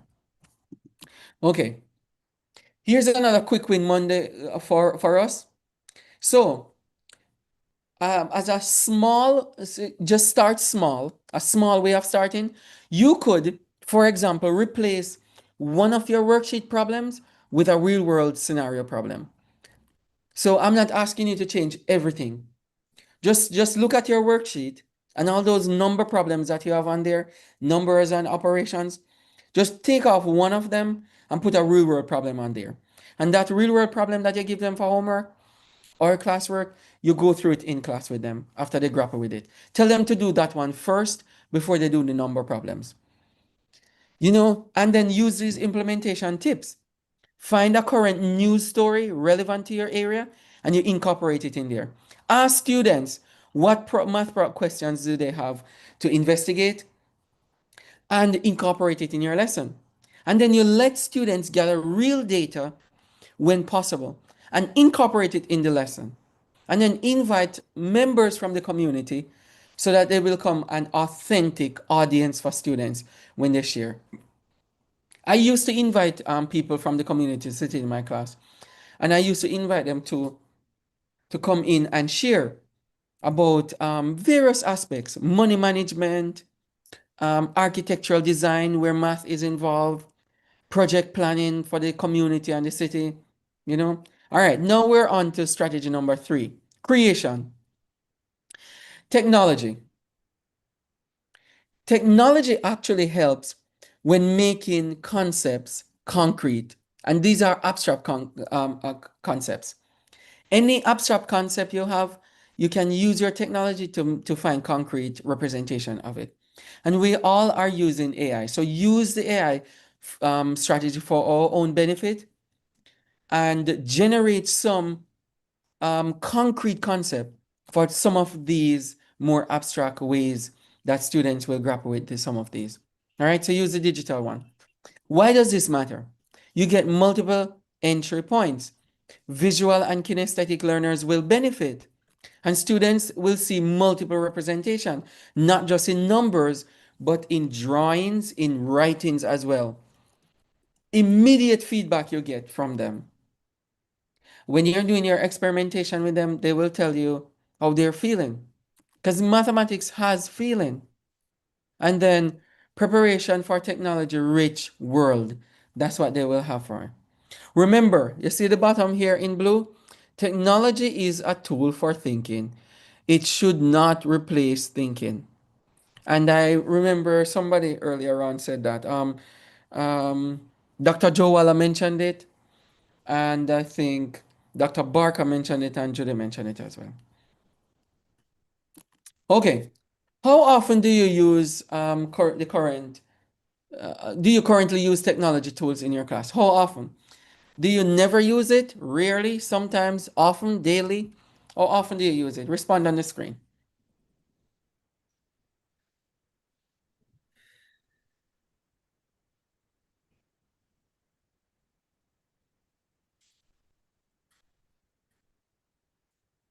Oh, okay. Sometimes. Daily, good, good, good. We need to get it to be daily. Often is good as well.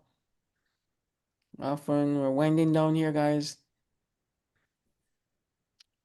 Okay, so a lot of people use it sometimes and often or daily. All right, not bad.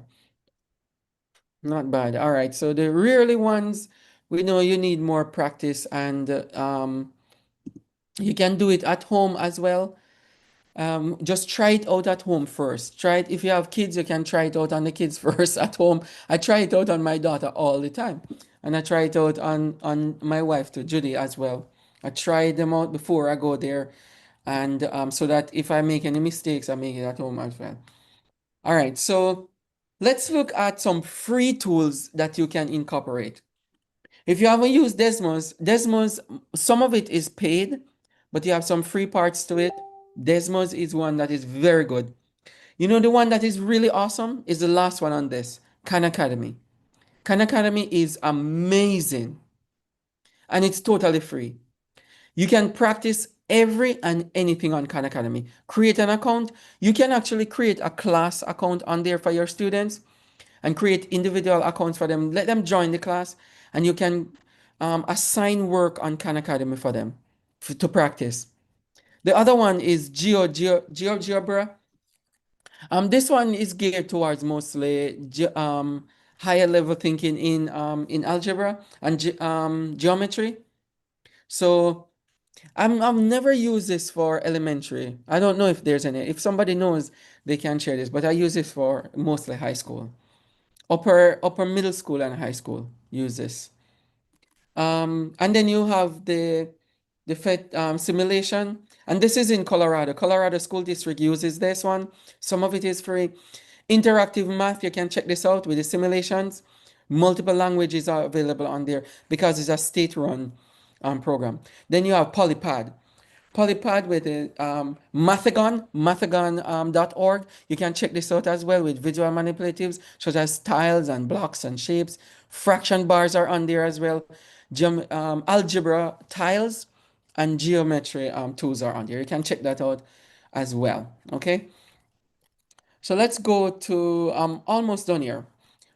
Don't have if you don't have smart technology, it's no problem. You have physical manipulatives. These ones are relatively cheaper than the actual smart technology. These are actually technology too. Back in the days, they were referring to them as technology. That's why I put the word smart in quotation because they're not referred to as smart technology. But you can do dice, rolling the dices. You can do that as well. Playing cards. You can use playing cards are very good to use for strengthening multiplication skills. You can use playing cards to develop multiplication skills, counters, measuring tools, such as rulers and tapes and so on. Base 10 blocks, you all know base 10 blocks already, and pattern blocks and geometric shapes. If you have one device, which some of our schools have one device and the teacher controls that device, you can use that one device for demonstration. Demonstrate it as a teacher and ask students to make predictions from the demonstration. And then let them turn and talk when in the think, pair, share. Think, pair, share is a strategy where you ask students to think first by themselves, then they pair up, and then they share. And you can do that if you have only limited number of devices. Simple but powerful are these ones. Individual whiteboards, if you can afford individual whiteboards for students with the markers. Gallery walk, let them put up their displays of their work and ask other students to walk around and give them feedback on their work that they put up. You can do math games such as the ones that Dr. Barker shared earlier on for strategic thinking, and then student created visuals. You can ask your students, I do this all the time. When I teach a concept, I ask my students to make a poster out of the concept.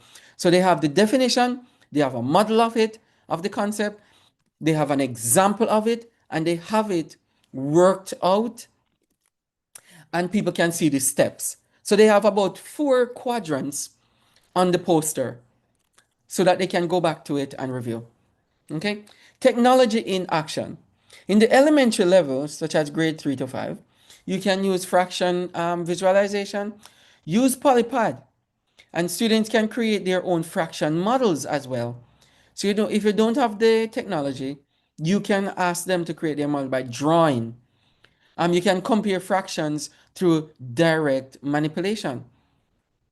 And you can do a screenshot of their thinking and you can annotate it on your screen as well. Do a screenshot of the best one and put it up.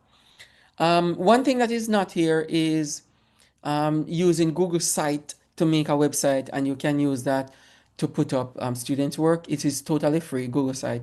If you don't know how, reach out to us and we will give you a very, very quick, what do you call that? Help, a tutorial on how to design a Google site.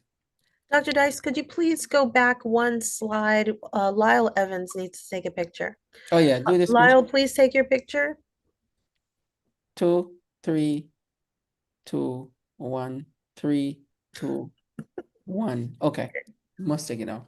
All right, high school. High school, you can use the GeoGebra board online. It's a website you can check out. I just shared it with you for visualize limits. This is very good for high school guys. Very, very good. Derivatives and integrals. They're very good. Very, very good for that. You can check it out. Students can adjust their parameters and so on. So you can move the size of the shapes around and create other ones with different measurements. Dr. Dice, I'm so sorry. Donna, Itez would like to see that slide again. All right, there we go. All right. Okay, guys, everyone take the picture. Okay, let's move on to, yeah, because I'm trying not to keep you on here for long. Quick wins for Monday. You see how many quick wins I have? I hope somebody start this, call it, you don't have to call it quick win for Monday. You could call it quick win for Friday, quick win for Wednesday, quick win. It's my little innovative thing. Quick win. Because you want a quick win for the student. And here is one thing that you can do. Explore one free tool next week and try one activity with a student. So don't do everything. Just choose one and call it a quick win for you and the student. The recommendation is you could start with Desmos because Desmos have some really good hands-on activity that you can try with your students. And if you don't know how to do it, write to us. It takes 5 minutes. We can jump on, have you on Zoom, share with you some of these strategies really quickly. All right, here's a time-saving tip. You search in Google, you search, just type in this, your topic, Desmo's activity. Simple. What's the topic? Type it in and put the words Desmo activity in Google. And it will come up with a plethora of things. And you just choose one of them. Don't choose the first one. Choose choose until you find the one that really match your style and your students. So don't go choosing the first one. Or if you want to type in your topic and then type in GeoGebra. Simple like that in Google. And you can get some activities and search through them. The biggest thing, remember that preparation is key. You don't wait until you're about to teach, then you look for what you want. You spend the time and look for it first. And all of your troubles will be out the door. Once you step in front of those students, you'll be shining like the moon last night. The moon was so bright last night and the night before. So you'll be just like the moon. All right. The last strategy is choice. And I love this because we have some high flyers kids and they need choices to do their work. So it develops student agency and ownership. Choice. Give them choice. When you give students choices, you put them in the driver's seat of their own learning. Give students meaningful choices. Meaningful, not just say, you can do this one and this one. No, make sure it's meaningful.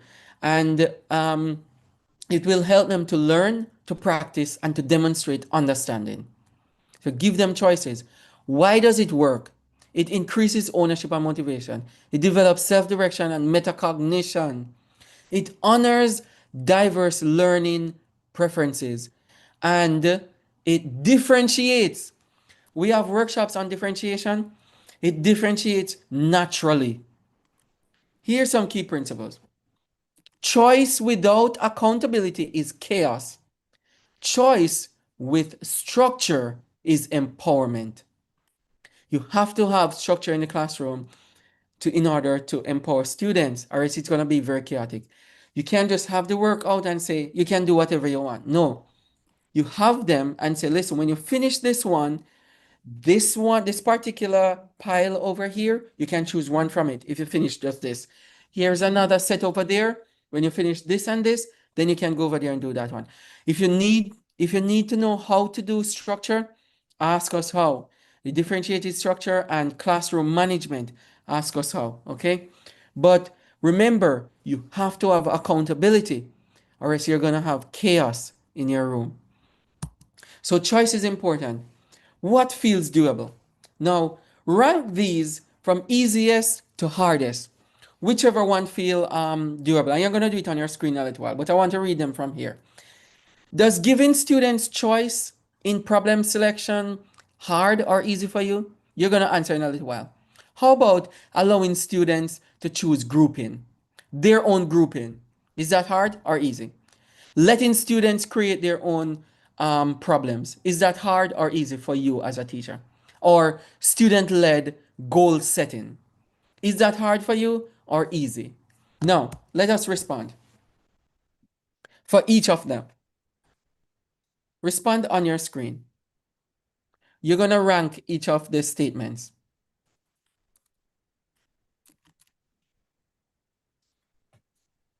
Rank each of them, please. Oh my God, this chair is so uncomfortable. My ass is. Judy?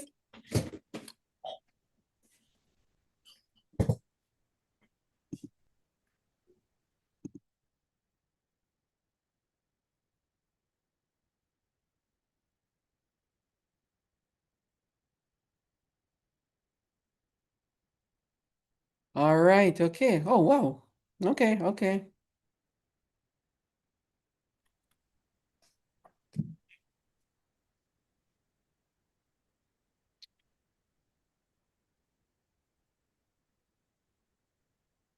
Okay, good, good, good.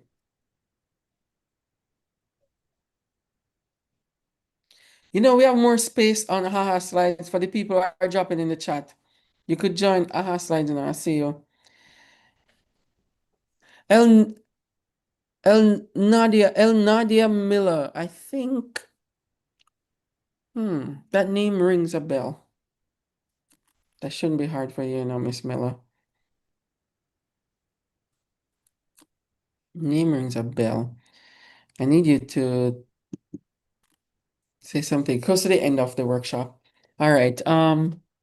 So let's look on the easy, hard, easy. So some people, this is right in the middle, allowing students to choose.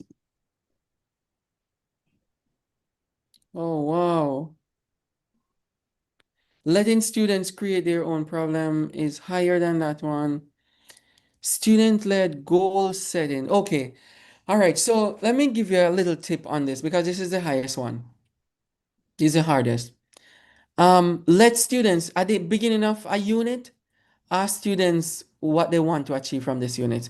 But you really need to have the what do you call it now? The goal for the unit. You want to have the standards and then have them set a goal for themselves. So by the end of this unit, I will learn so and so and so. So if I'm doing an algebraic unit, such as equations with algebraic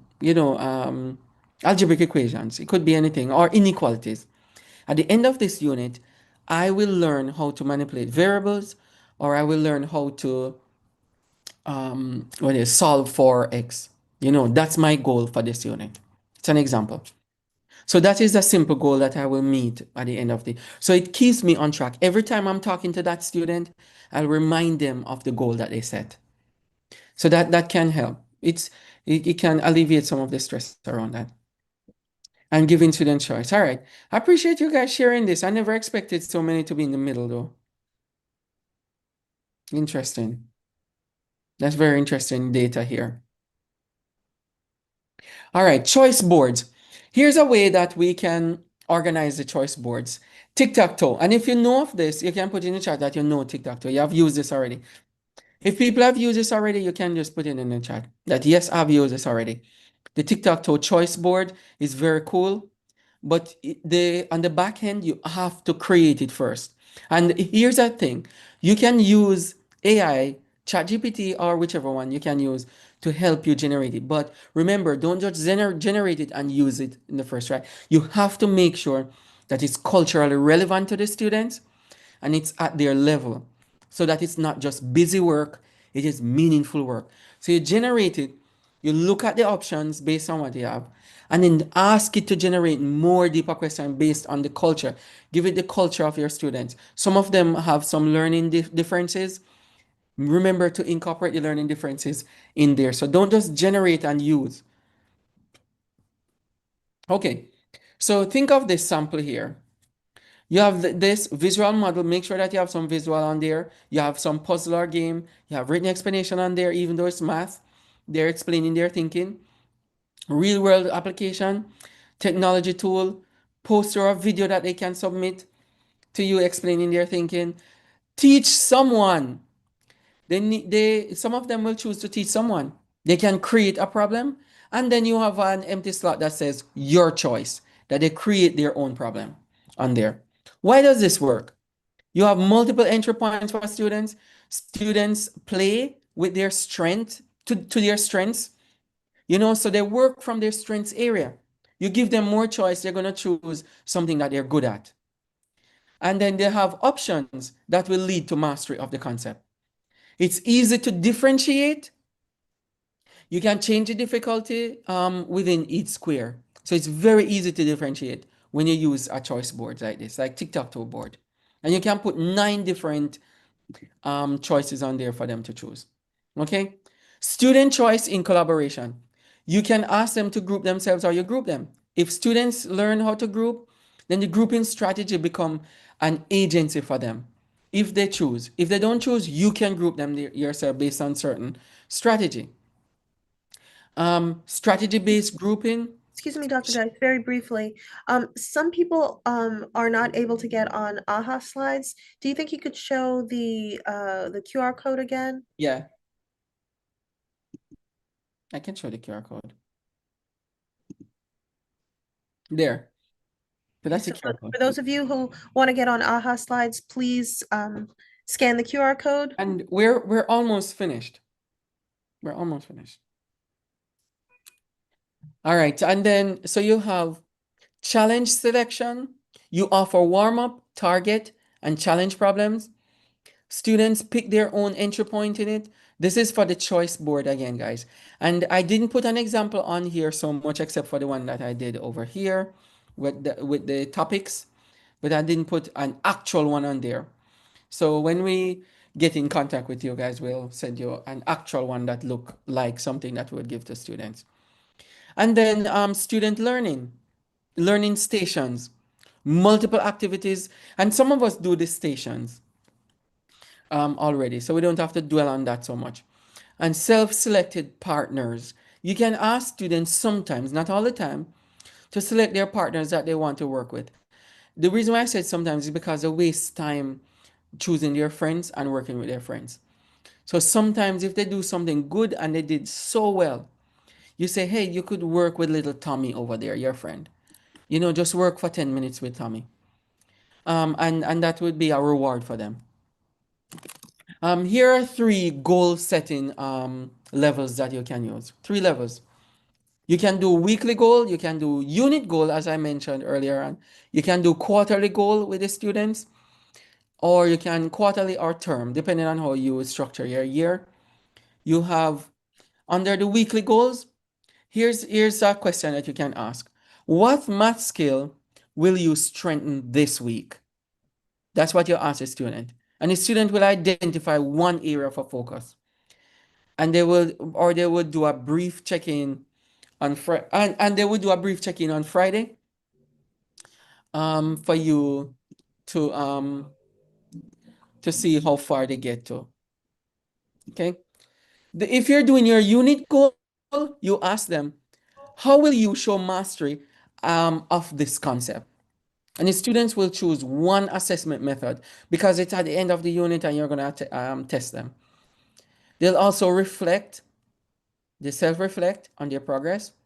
And then the term goal or quarterly goal, you ask them, what math goal will you set for this term? It might be that they need support. What support do you need? Student-led conferences, So depending on which type of goal that you want to set with them, then you choose one of these. Simple, simple. All right, flexible assessment options. You can do portfolio. We talk about this a lot in the past. Portfolio defense, so you organize their test and their work in portfolio. They have choice test and they have product options. Okay, so you can choose whichever one of these that you see fit for your students and for your classroom. You could do product options where how they produce their work based on the problem that you give them. It can be written solutions. It can be a video teaching concept so that they video themselves teaching the concept and they produce that to you. It can be poster, it can be digital representation, or it can be a live demonstration where you ask them to come to the front of the class and teach for 5 minutes a concept. It doesn't have to be on paper only. It could be just teaching. It could be oral examination as well, where they explain their thinking on maybe 5 math problems, you know? So it could be something like that. All right, here's another quick win for Monday. You start by asking your students to do one, just one, at least one aspect of this in your lesson, just one. An easy starting point could be you choose one problem, choose a problem set and a difficult level, or you can choose to work alone, you can choose to work with a partner, and these are for students. You can choose which 5 out of 8 problems they can do. So you give them 8 problems and they can choose any 5, or you can give them some of the ones that are compulsory and then choose 3 more. They can choose how to show their thinking. Use number, use picture, use words. Okay? The next level you can do is to create a simple choice board for next week. So you can do that for next week for your students. And just choose 5 to 9 areas that they can choose from. Okay? All right, now let's recap a little bit. The 4 C's that we just talked about. Conversation, which is students talk about their mathematical thinking. Connection, students connect to their real world lived experiences in their communities. Creation, the students can create visual models and use technology to explore those visual models. And then choice, where you give them choice so that their learning path will be more wide and you can see their critical thinking skills developing. Now, remember what we started off with: curiosity plus challenge plus connection will give you deep mathematical thinking. It is achievable, it is sustainable, and you can start. And I put Monday. You can probably start on Monday. So you decide which step, which one of the 4 steps you would like to start with. You could start with just conversations. You can start with just connection. Just do some, maybe 1 or 2 real world problems in your planning. You could start with the creation with the technology and visualization with students. Or you could start with the students' choice, with give them agency in their work. Choose one of those specific areas that you want to start with. Here's an implementation map that I came up with that you could try if you want to take a screenshot of it to track your progress. You start with next week, maybe call it week 1 with your experimentation. You choose one and you start with it. Then week 2 to 4, you establish routine around it. Week in a month, 2 months. Month 2, you expand it. You add one strategy to it, and you combine strategy that are appropriate. And then after 2 months to 3 months, you do ongoing refinement of it. Okay? And then until you reach all 4 of these. Where are they? Conversation you're having, connection, creation, and choice. The best lessons are the lessons that incorporate all 4 of them in there for students. Okay? Now, the last thing I want to talk about is that a principal might be on here and say, well, nothing is on here for me, only thing for teachers. No. How you can incorporate this with your teachers. As a principal or instructional leader, like your grade level chair or math department head, you can create structures for these plannings to take place. You can schedule time for peer observation, provide collaborative planning time, building time for teachers to try new strategies. You can do that. So create a structure. You can celebrate and share. You can recognize teachers taking risks. Share success stories in staff meetings. You can create a culture where experimentation is valued. You can do that. You can also build capacity under professional learning communities, PLCs, focused on engagement. You can create a PLC based on engagement and discuss engagement, student engagement. You can do a book study. You can, and I recommend book studies all the time. I'm going to share a few books in a little while. You can do grade level or department sharing sessions. And the last thing is resources, technology access, manipulatives and materials, professional development opportunities, just like this one that was shared across the Caribbean and America and Europe. Share the professional development opportunities. Here are some of the resources that I would like to share with you. So continue your learning. If you haven't joined yet, you need to join Education Solution International. You go on the website and I'll share it in a little bit. Judy has been sharing it too. There's some websites that you should know about if you haven't done so. The National Council for Teachers of Mathematics, National Council for Teachers of Mathematics, the NCTM, and it's a website you can go on to get some resources. Some of it is free. UCubed is a website you can check out. Teachingchannel.com.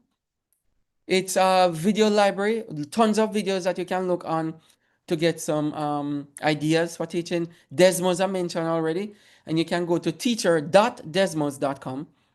You have some free activities on there. Some of it is for the paid subscription, but you have some on there. Now, here's some social media that you really need to follow.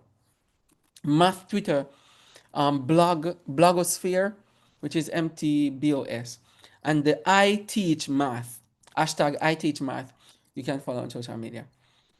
These are some really awesome books that if I can get your hands on them, there are 4 of them. There are more, but I prefer these ones. This one in particular, which one is it? Necessary Conditions, I think. I think it's Necessary Conditions. It's for high school. Yeah, I think it's for high school. It's very cool. 5 practices for orchestrating productive mathematics discussion is very cool. You can look up the summary online. You don't have to buy the book. Any one of these, you don't have to buy them. Routines for reasoning. It's very cool. Routines. You develop routines to develop reasoning, critical thinking, that is. And then mathematical mindset is very good. All of them are super good. So you don't really have to buy them, even though buying it will be cool, or get your hands on one of them. But you can look up the summary of them online. Take a screenshot of it. I'm gonna move. And that will be awesome if you can check out some of these. You know. All right, let's go to the other ones, the digital tools. These are free tools. I gave them already. And numbertalks.com. The one that I didn't share earlier on is would you rather math? Would you rather math.com. Visual pattern is very cool. Visualpatterns.org. Very, very cool. Estimation 180, very cool. Openmiddle.com is cool as well. Pretty cool resources that you can use. Okay. All right. So remember, mathematics is not a spectator sport.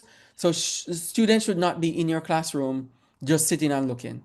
They should not be. They should be working all the time with their hands on their pencils and working, right? It's not a spectator sport. Curiosity, challenge, connection equal deep mathematics thinking. Thank you so much. I hope you learned something.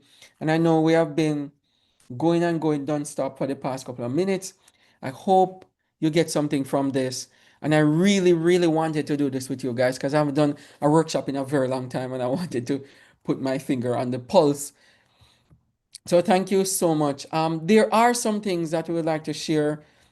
While I am talking here, and Judy will share as well, let me come out of this because I want to share the link for the end of course survey. And you're going to do that while I'm speaking to you. There's some initiatives that we have in our network that you should become a part of. There's one that is coming up in late November, and from January to June, there's another one that is coming up from January to June, and you should become a part of that. Judy, did you share this survey? Yes, and Okay. a direct link to Zephy so that people that are interested in a certificate can make their $5 donation. A couple of questions have come in specifically regarding people in Belize who are interested in a credit. So Yes. I responded that if they get the certificate, they can submit it through the school, and that could be for the credit hours. You do have the credit hours on it, if I recall correctly. So that information they have available to them as well. Okay. All right, that's good. So we have something called Transforming School Leadership that is coming up in November. If you want to become a part of that, you can. Um, and also, and it's for school leaders, it's for assistant principals and principals. For those of us who want to be a part of it in January to June, we have one session per week from January to March, and then January, and then April to June. If you want to be a part of that, please reach out to us. For those of us who did not do the preliminary workshops, you could be a part of cohort 1 or 2 in November, the last week of November, or the first week of December. So, and then you go straight into the one in January. So it's very important. It's a really good workshop that is rolling out for principals and for people who are department heads. You want to get into leadership and those who are in leadership. So that's the one for you guys. Transforming school leadership. I'm trying to find the one while you fill out that survey.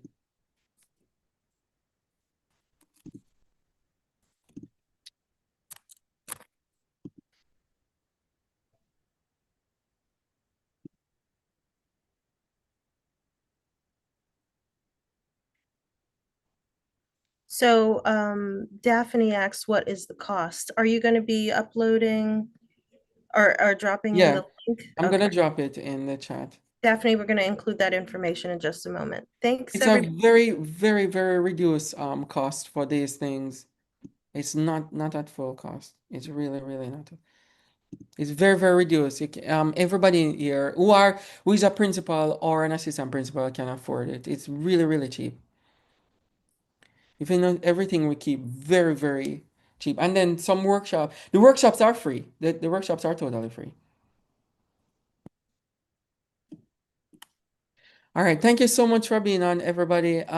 Please visit our website. You will see us in one of your islands. We travel a lot around the islands and do stuff. You want a workshop in your school, reach out to us and we will make it happen in person, mostly, and online as well. So reach out to us and we'll make it happen.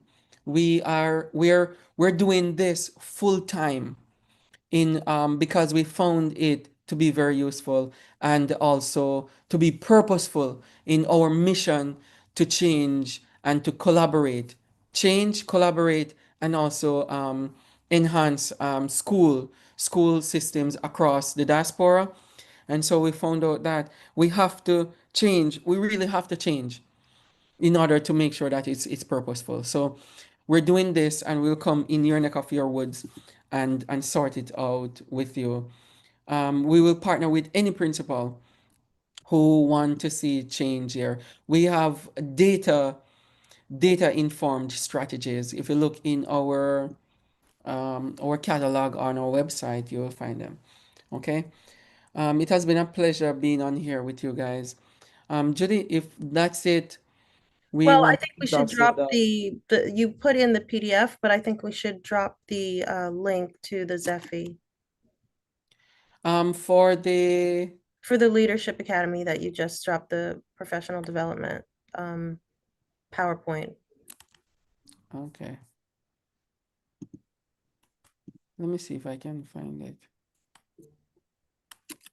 Trying to so that we can, because it lists the cost. So I want to make sure that they see it.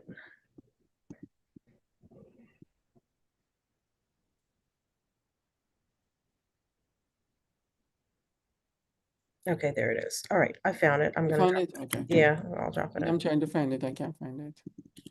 Problem. So I will put it underneath the PDF. Yeah, thank you very much, everybody. For those who are asking about the your certificate, once you finish this end of course survey and you provide the donation of $5, as Judy said, you'll get your certificate by tomorrow. Within 24 hours, you'll get your certificate. Also, if you want points, then you can submit that. If you're having trouble getting points in your country, then reach out to us and we'll reach out to whoever is in charge and we'll make it happen for you. Okay?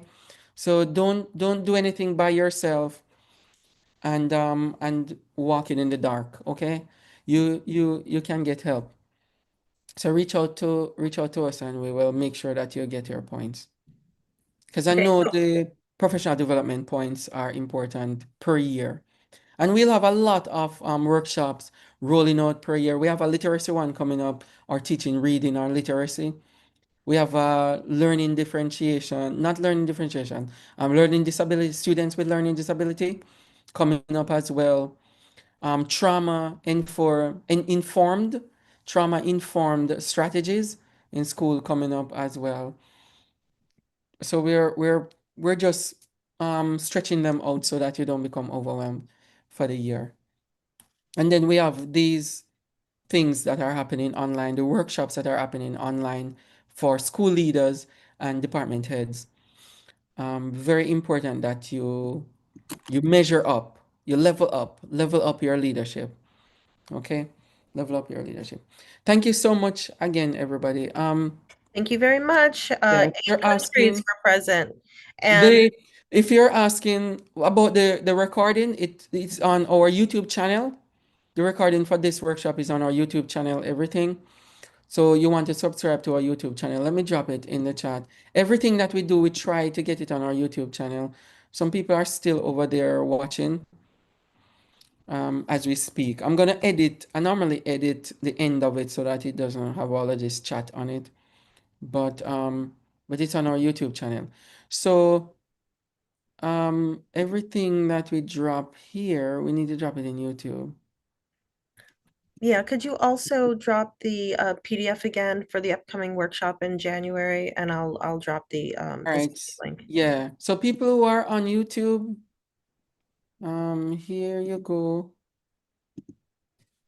Oh, How I many took do we have over there? how many do we have? I don't know. I can't see the numbers. All right, there you go. That's for the survey. For the people on YouTube, that's for the survey. Please fill out the survey, end of course survey. Please give them the Zephy link too. Where is the Zephyr link? Um, I dropped it several times in this chat. Do you see it in this chat? Mm-mm. Okay, yeah, I found it. Okay. Please fill out the survey, everybody, on the end of course survey. And that one that I just dropped on YouTube, the Zephy.com, is to check out the offerings for principals and school leaders in general, department heads and assistant principals and school leaders, school supervisors and so on. They want to do those workshops coming up in December, late November and December and January to June. All right, what good, everybody? Take care. If you have any question, you know where to find us. You have our email address. Please reach out. We normally respond quickly. Please reach out. Let me see. Oh, you need to drop the YouTube channel. Somebody's asking for it in this chat. Oh, yes. Yes. All right, I'll drop it here. And someone asked that we do shorter workshops during the week. Yeah, this one got out of It got hand. a bit out of hand, but we wanted to make sure you got All everything. right, that's the YouTube channel. You can like the YouTube channel, subscribe from that one. That's the actual video that is going on now. I'm gonna close it down. But Thanks, Lisa. sorry. Yeah, Lisa, thank you. But sorry about it, because that's why I was rushing through, because this workshop could have gone longer, but I was mindful of the time and the ones that came before me. I never thought they were gonna take that long and so on. So yeah, We'll apologies do for the better. very long one. But We'll do better next time. yeah, we normally go up to 1 hour and a half, maybe 1 hour and 20 minutes, not 2 hours or 2 hours and a half. Sorry. Okay, well, have a great night, everybody. Thank you. Have a great night. subscribe so you can be notified about the next ones that are coming up. All right. Bye, everybody on YouTube. Bye bye.